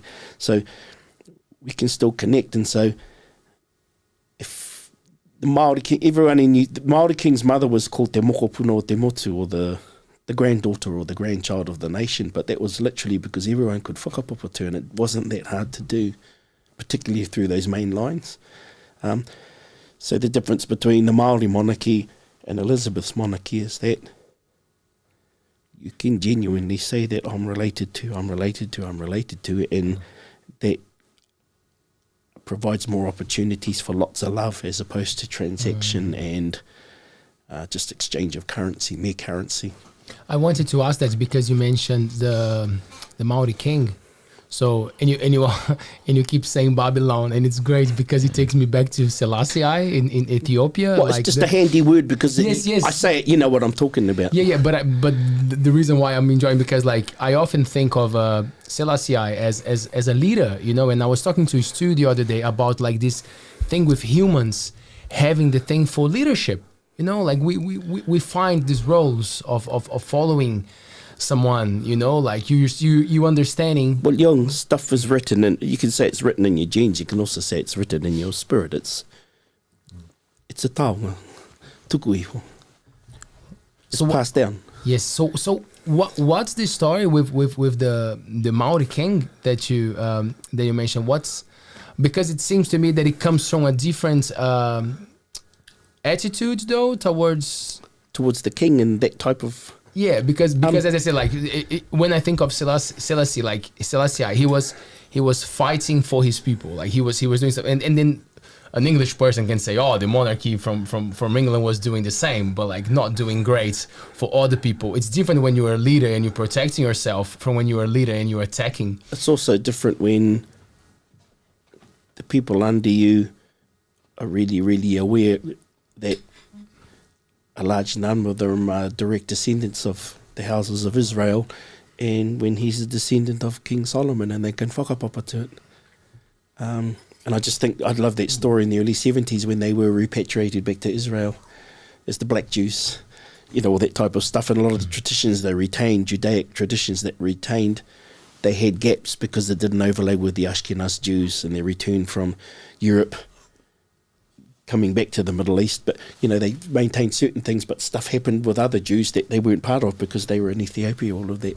I think that's beautiful. And also, with Haile Selassie, he fits in that algebra. You know, you can take Jesus Christ out of that equation and you can put Selassie and he becomes the variable we call logos, or the word. He was the word. And you can do that with all sorts. With the king, the formation of the Māori king movement, historians or people will say it was a response to colonization. It was an attempt to unite Māori against what was happening, and people fought there. Some people travelled a long way to be part of that fight, partly because they doing what America's always done. They play the away game. America really fights. America doesn't fight wars on its own soil. It fights them in other people's countries, and then they have to fund it, and then they have to wear the brunt of the damage that happens. And America tends to be where there's oil and stuff like that. That's good for America, and that's just how imperialism works, and that's nothing surprising to us. But Māori kings, well, his ancestor 7 generations back was Pōtatau Te Whero. Bunch of people went round saying, we need a king, someone to unite into, needs to be someone that all these tribes will agree with. And the guys that were doing that round went round and they asked people in most places, hey, you got a candidate to be a leader for all of these people? And in the end, people kind of ended up backing Te Whero for all sorts of reasons, partly because of his whakapapa genealogy. He could pull in, he had influence in mana. And then his son was Pōtatau Te Whero, the second King Tāwhiao. He was a prophet. He used to have blackouts and he'd say stuff, and they call those sayings tongi kura, and they still guide the king movement now. Had children down to the 6th monarch, that's the Māori queen, the present king's mother, and she was the one that was known as Te Mokopuna, the grandchild of the nation, and she wasn't, because she was a monarch for a long time, 40-ish years, and she was born in a cow shed just out of Huntly.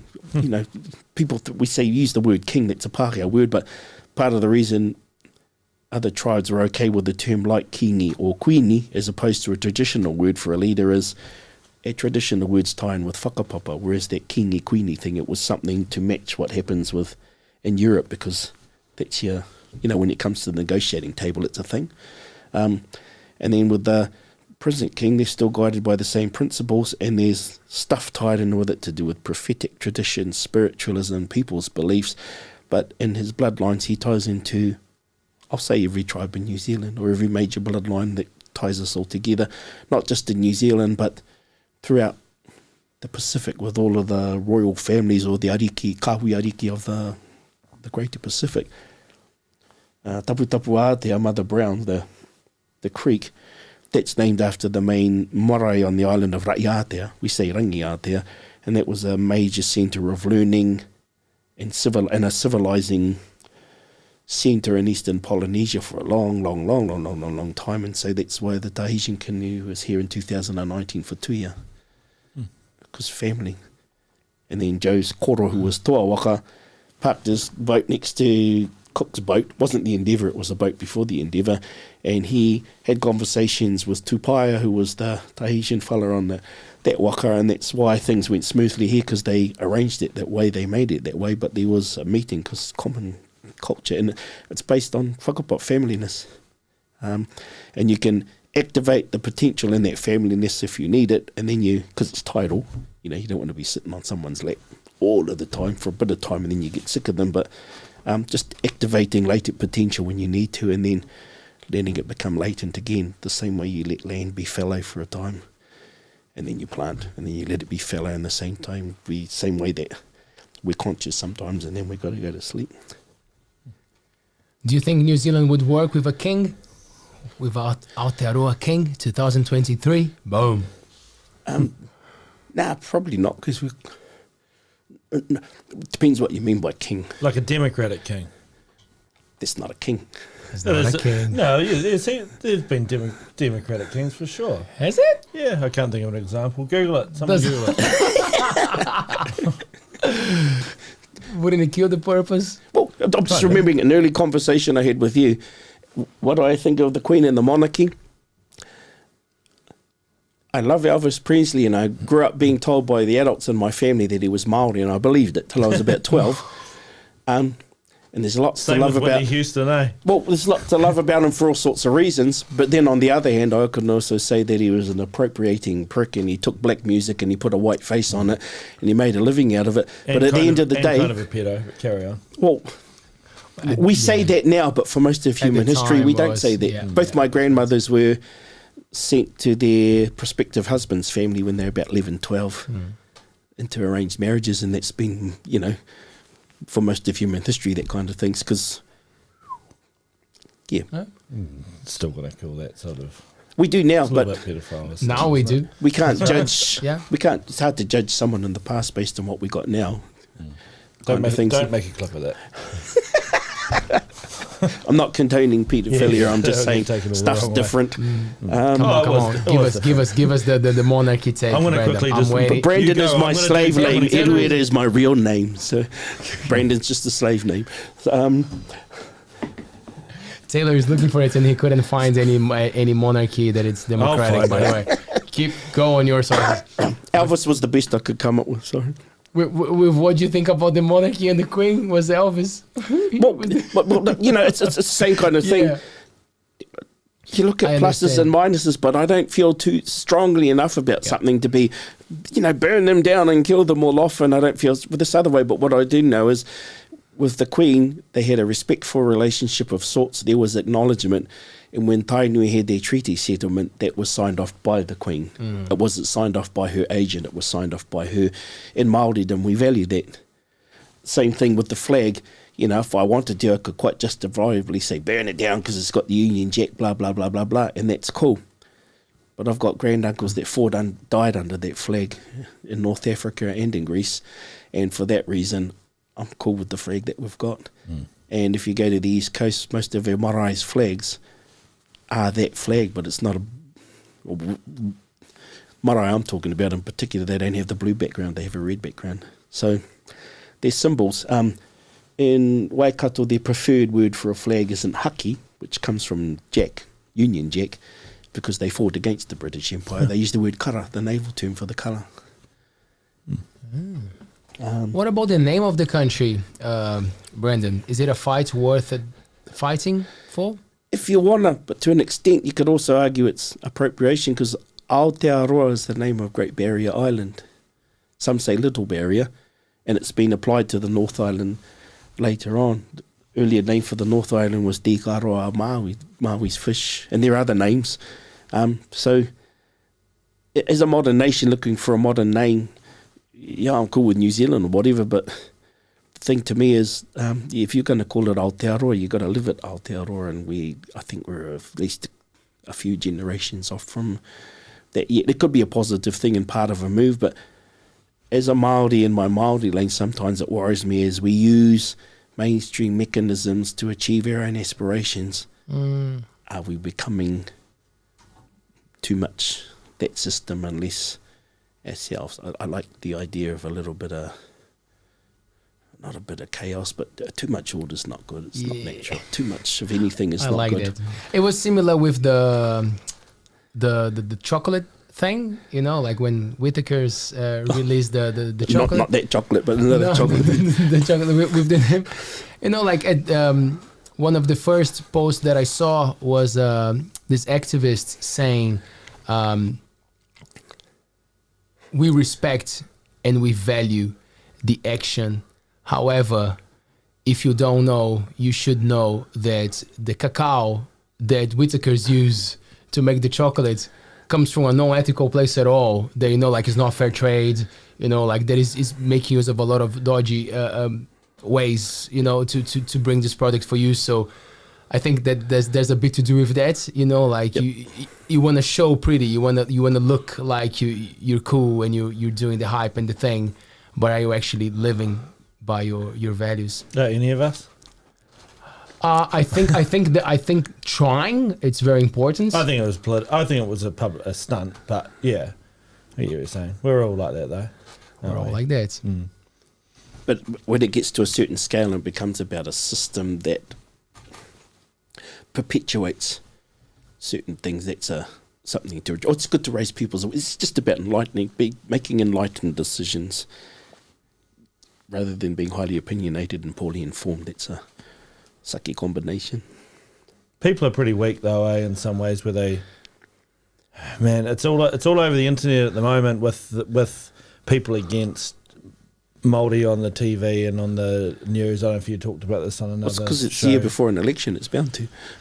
It's crazy. I've been following some of the comments on some of them where you know, I don't know what's so hard about Kirikiri Hamilton, you know, and that's the weather. That's pretty easy now. Now I've learned the name, but some people are like, And you said it beautifully. Stop ramming that down my throat, and I'm like, it's hardly ramming. You know what I mean? It's a pretty soft push, to be honest. You're You right. know what I mean? It is. Like, It is.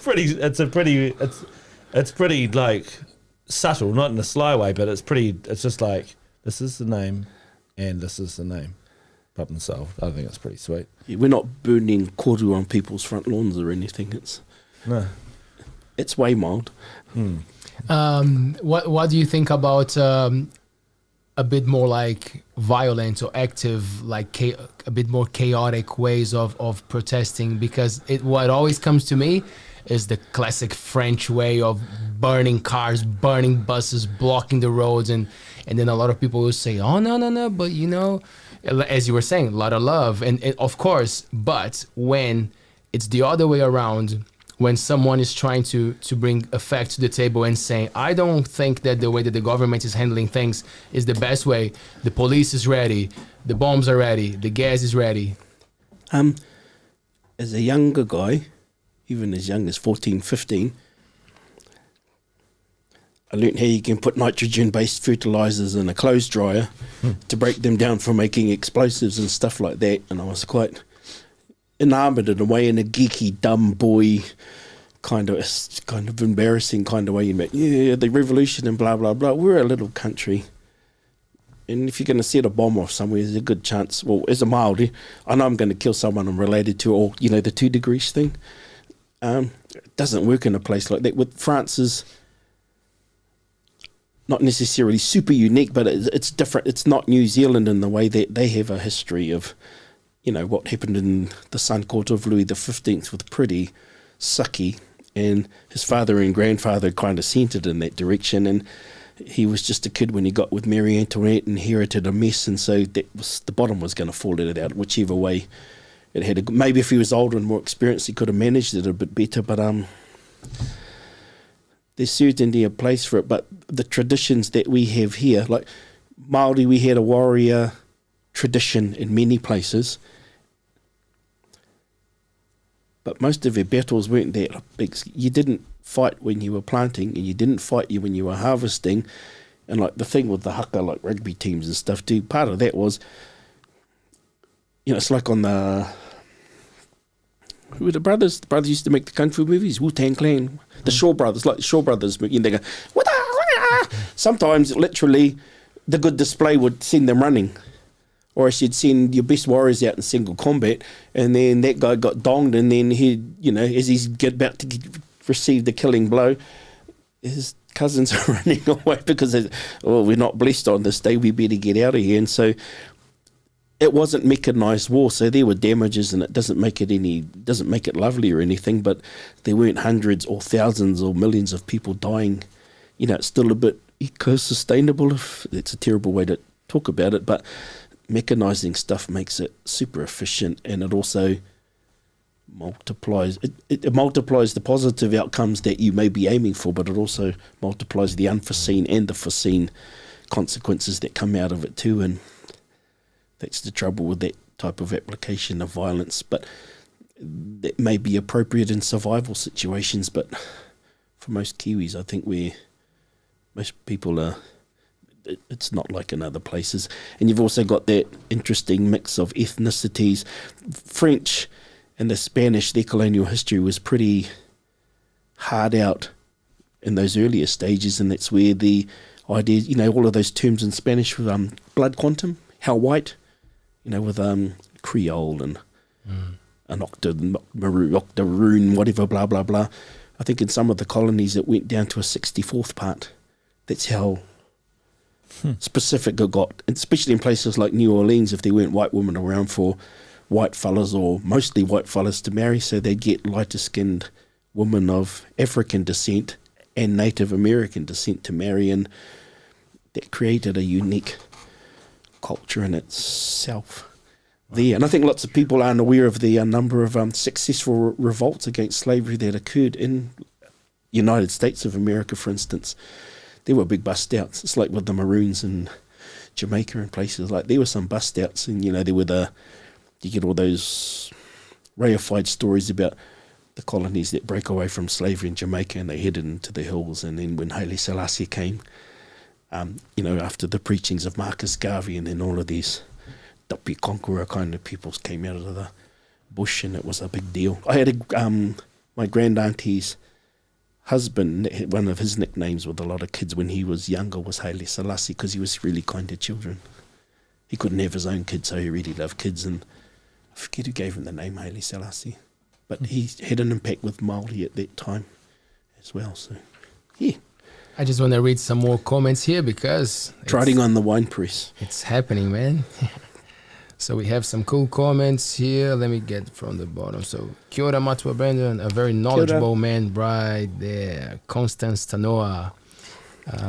Kia ora, Constance. Lana here. Can we do a whole Matua Brandon week, please? Woohoo! I could listen for days. Thanks, Lana.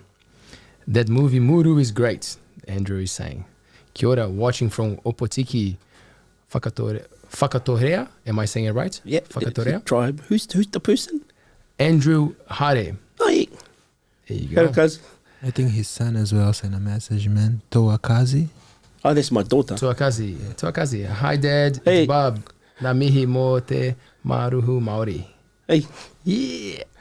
And we got beautiful comments from Tanya. I love this conversation. So interesting and it's great listening. Iamon said, kia ora whānau. Great to see Matua Brandon. So yeah, man. Oh, and Blair says, we're farmed animals. Lots of love. Love it, Matua Brandon. He also sent another one in the bottom as well, the only one. Did I miss it? Oh, I can't think of any intelligent questions as being so engrossed in listening to this conversation. Thank you, Brandon, for sharing your innate wisdom and knowledge. Vinaka. Yeah, man. Brandon, we talk a lot about legacy in this country, and I love the concept. I love how people say, the legacy, it's so important. You live like, what do you feel like, what is your legacy? What are you leaving behind the day that you depart from a different place? What is Brandon leaving behind? Sounds a bit morbid, but Mm-hmm. I can't remember. I heard from... I saw something, but I really liked where they were coming from. I'd like to leave... I think it was Neil Tyson? Yeah. deGrasse? Yeah. I'd like to leave behind the stuff I've borrowed from the universe. I don't want to be pumped full of formaldehyde and put in a plastic capsule. I'd like to be put in the ground to rot. That's one thing I'd like to leave as a legacy. I'd like to give back the physical stuff I've borrowed and put it back where it's supposed to go. We've got to get wise with their funerary practices. And especially with sea levels rising, lots of Māori have their urupa burial grounds on coastal sites. That's not going to go well, is it? When that land erodes and... Yeah, that'll be a second migration. It's not good. But that's one thing... Babi Tokasi Raukura, that's my daughter. I had another daughter, she's passed away. I've got a son, Dewi, and a grandson, Hida. They're older now, they're doing their thing. And in this period in my life, I just said, if I've still got my marbles for at least another 20, 25 years, I'd like to try and do something useful. I love being in this area in particular and having... Opportunities have arisen, and some have been provided by people like Joe to try and do something unique. Another person that's provided some of those opportunities has been John, right at the school. When I was working there, I got lots of freedom to do some sorts of things. And I probably would have done them anyway, even if I hadn't been given that freedom, because that's, dogs bark. I only know how to bark. I can't go wink. I can just go bark because that's what I am. But the things of what happened at Tui in 2019 is a legacy for this area and for this country. And the next time we have one, Scott Simpson, if you get up and speak first, me kōrero Māori, And that's not a criticism. It's just a good way to do it. And also with the Māoris that were supporting on the pie on the other side, including Calvin Davis and Wayne Ngata and other people, it's not a diss. Often we sort out stuff and they may have assumed that that was a high-level thing, so it was good if everyone was on a certain page, and often thought, oh, well, I contact Scott and say, hey, I'll give you some Māori lessons, so if that happens again and you get a chance to speak, that would be a thing, but I'm spread a bit thin. In my job, I have a position now called Te Mātui, and I work between all of the schools between Colville and Whangamata, and it's a community of learners or a kāhui ako. It doesn't officially include Mercury Bay, but where it's the same, they're our kids and it's our rohe, so of course it includes Mercury Bay. And in my Māori mind, it also includes the ECEs and the families that are attached to those institutions. I guess it's getting back to the Reo Māori kaupapa kind of thing, but I'd like to make it, do what I can to help build non-Māori people's capacity through the schools and the ECEs and stuff, build their capacity to be fit treaty partners, to work with the tangata whenua of Pare Hauraki. And Pare Hauraki, by the local people's definition, is from Matakana up there, Aucklandy ways, to Matakana Island in the Bay of Plenty. Where I come from, we'd contest that, but I'm here, so when in Rome, from Matakana to Matakana, which includes Moihau at the end of the peninsula, to Mount Te Aroha, just outside the town of Te Aroha, and all the tribes involved in that, to build their capacity as tangata whenua treaty partners to work together with tangata treaty, non-Māori treaty partners, to try and get some shit right. Because our kids or our grandchildren may be the last generation, two-legged generation of animals that look like us to walk the earth. And not in an alarmist way or death and doom or anything like that, but there's potential that, we may have between 2 and 6 generations left on the face of the earth, and then we may not be a species anymore. And if that did happen, that's just the way it goes, and I don't have a problem with it if we leave the earth in a state where it's able to get a bit of a groove on afterwards. But if we leave it in such a mess that it doesn't, then that would be I'd like to be part of the anti-legacy to that worst case scenario. And because we live in an age where an economy of metaphors grown around eco-sustainability and stuff like that some people were talking about in the 50s, 60s and 70s, they've come up with useful words and ideas that can apply to every facet of our lives and the way we affect the natural world and the unnatural world that we've created. But the meanings of those words in European languages naturally occur in indigenous languages, because a feature of indigenous peoples, or iwi take is that you're part of nature, you're part of the world, and so our language naturally grows out of the world, whereas in what people call Western society or industrialised societies, it goes against that groove and that stuff. So that's one of the values of learning an indigenous language wherever you live in the world. Often that language is so closely aligned with the environment and stuff that everyone uses the word kaitiakitanga now. Partly it's because of the Resource Management Act used it, and partly it's because of the treaty settlement thing, but it's a much easier word than Latinate options or Greek-based options you might come up with, because most people from those Western ethnicities that they've been strongly influenced by those Western cultures, they don't roll with Latin anymore, and they tend not to roll with Greek anymore, or old ancient Greek anyway. And our languages are very simple, and you just put a suffix or a prefix on a basic word just to try and tune it to a certain thing. It's like with the word iti in Māori means small, whaka means to make or become or cause something to happen. So whakaiti can mean to belittle someone in a negative sense, but in a positive sense, whakaiti can mean to be humble or to humble yourself. For a dark-skinned people, when you get shy, you go pale, not red, so whakamā is the Māori word for to be shy. And we can also use it in a positive sense to be, there's nothing wrong with not talking. You were talking before about how we live a fast-paced life. I think if people did more of that slow food culture, that would slow people down. I think if people, as the climate changes here, if we did the sensible siesta thing and ate later in the day, because this is going to be a hot, dry summer, I suspect, especially the second half. And we did stuff that happens in places, where there tends to be a bit more groove and stuff like that. And I think if one thing that I think our education system didn't do that well is I think we were better singers, group singers previously. We haven't, and I'd like to see us recapture that as in full school singing, full this singing. And it doesn't matter if it's a Christian hymn or a protest song, if it's the red flag, if we're a socialist, or if it's God Save the Queen, even. But there's something about collective action. Too soon. God Save the King.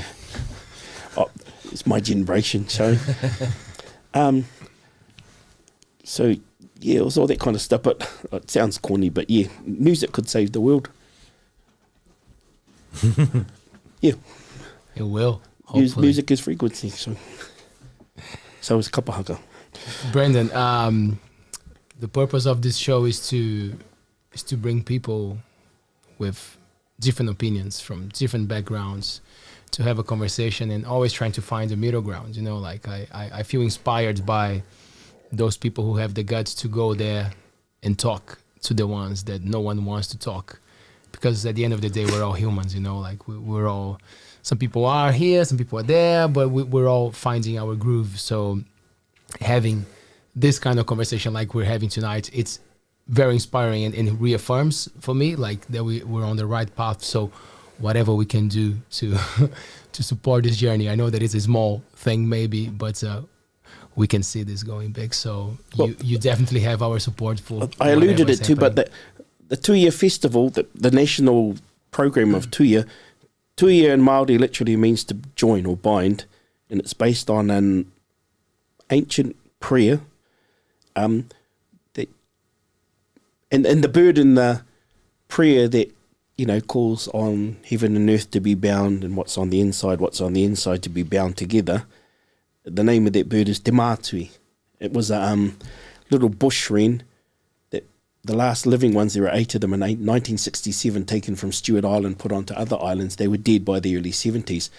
That's the name Joe Davis has given to my position in the coal, my job. And so all I'm doing is what we did at Tuia. We got people, communities from all of those schools. We got them over to Whare Kahua, and we had a decent-sized welcoming party on our side. And there were lots of people that came up to me after, some old racist white people that said, I'm old and I'm racist and I'm white, but I just watched my granddaughter be part of this thing, and I said, I don't think I'm old and white and racist anymore. I think that was beautiful. And I said, yeah, it was cool, and your granddaughter was awesome. So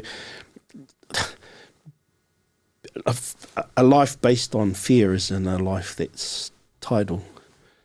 Can't hide under a rock because the water will get to you anyway. So yeah, Tuia is a thing. Tuia is a way of doing stuff, and that Tuia word / logos is, you know, it's the same as the lots of love thing. It's just doing stuff with love is a good way to do things. Whether you're a cook, whether you dig holes, whether you're a plumber or whatever, whether you're a sound person, I think that fella should be on this table more, because he's also got also got a sexier voice than in us. He's been quiet the last few days, man, but he's fire, man. He's got a great accent. Hard to understand, but it's great.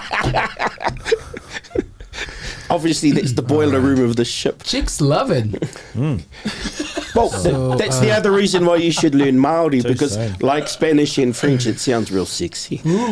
Off we go to our 4th language. You have one more question, Leo, sorry. Do you want to ask for us, please, because you haven't spoken much tonight? Off we go. So Faust is asking about the speaking in early Native America's prophecies. Are the Maoris have any prophecies that talks about the future? The King movement follows principles laid out in the prophetic sayings of the second king, King Tawhio. One of the most well-known ones that has kind of become mainstream because organisations have adopted or referred to it as one where he talks about there's one eye of the needle that the three threads will pass through. One is red, one is white, one is black. And he was just saying that if people are unite in action, and some people will say, the eye of the needle is Christianity, some will say it's the King movement. It's a metaphor that you can draw on all sorts of things, but it's just a call for unity. It's another way of saying tuia i runga, tuia i raro, tuia i roto, tuia i waho. The nature of prophecy, I guess, if you want to look at it in that kind of way, is that it's open and they're inspirational words that you can hang on to when you need them. And that's why everyone loves Bob Marley. My daughter's mother used to work with a Jamaican academic that was lecturing in New Zealand, and it shocked him. He said to her when he first came to New Zealand, he said, Bob Marley's a bigger deal here than he is in Jamaica, because we have lots of artists that we love, but Māori people and islanders here, we call him Uncle Bob because he's Uncle Bob.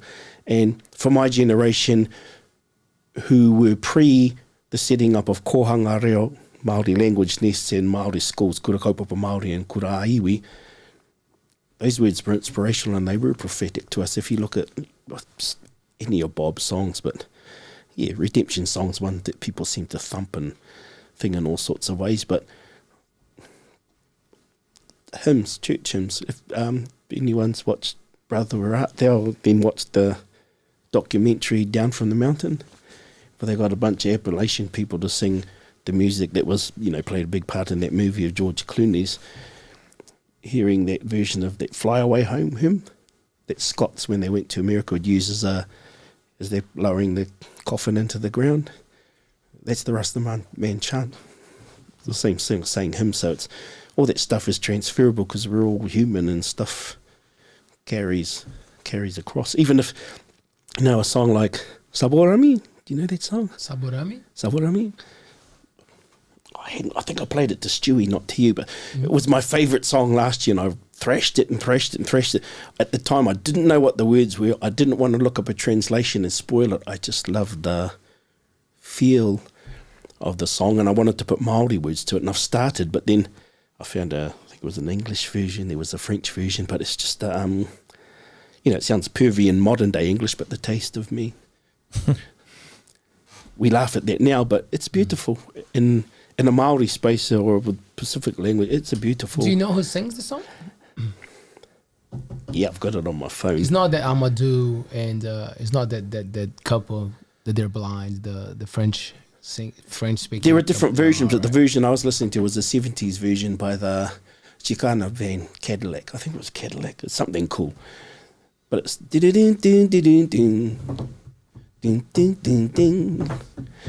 and I met one of the whānau from Ngāti Huarere, and he knew the English name of it because his parents used to sing it. Ngāti Hei and Ngāti Huarere, the localist tribes here, Joe's father's generation, a lot of them played in the Māori show bands, which, were big in the 50s and 60s. And some of them got to Vegas, and some of them partied with the Rat Pack and people like that. Ricky May was a big deal with those people that rubbed shoulders with Sinatra, and some of them said he was one of the best male vocalists. They said, and that's part of New Zealand history. You'd think most people would know about it, but we don't. We should. And a lot of the time, the only mainstream New Zealand hears about stuff that happened, like musically, where you got crossover stuff like that, is because someone puts in an advertising campaign. But when you get people pushing things the same way that we'd like to kind of push the supporting of tikanga Māori and Reo Māori, you get stuff happening and the mainstream kind of embraces it, and they're cool with it. And the perfect example in the last year or two is 660s Pepehau. 660s anything really, all of those English language songs that have been put into Te Reo, the one that Lord did, there's a whole bunch of stuff that's come out, and as it's become more mainstream, people embrace it because that's who we are. Music and arts is how we express ourselves. It defines our identity. So we're getting back to that thing. What's New Zealand look like overseas? It looks like me. But it also looks like anyone else that does what I'm doing or any other Māori's doing or whatever. There was a cutest kid I saw at the Culture Festival last Wednesday. was one of the children that performed with Country Kids ECE from Whenua Kite, and he was the littlest, whitest kid with the whitest blonde hair you've ever seen. But man, he was the best performer because he was the cutest. Because kids are kryptonite. Lots of love. Brandon, thank you so much, my friend. Obrigado. Namihi, obrigado. What a pleasure. You were listening a lot, tonight, learning. Yeah, well, you're a very concise speaker. I didn't really have much to have to try and Found a relative. or ask questions. You know, it was a good chat. Maybe we have to have you back again I think because so, Brandon? we didn't even get to some of the stuff that we talked about before the show, like with the Wicca and the witches of Chicago and shit. Like, that was looking forward to some of that. So maybe next time We'll invite you again, my friends. I think you will get a call. Cool. Thank you for the kai. It's been lovely. Ko te kai a te rangatira he kōrero, the Food of Chiefs is discussion. Engari, ko te tohu o te rangatira he manaakitanga, but the sign or what chieftainess looks like is hospitality. So thank you for lots of love. And thanks a lot of love, because now look at here, we got desserts. They sent some plant-based cookies for us as well, so we're gonna smash these guys. Thanks so much, Taylor. It's been a pleasure. Thanks for everyone who jumped on our live chats, and thanks for all the support throughout this 99 shows. It's been an amazing journey. We're so excited about Friday, show 100, but we're excited every day, and that's why we're still doing it. So thanks so much for watching. Thanks so much for sending cool messages to us. Thanks so much for criticizing as well. That's how we learn. Okay, so stay with us. We're back on Friday, 7 p.m. Peace.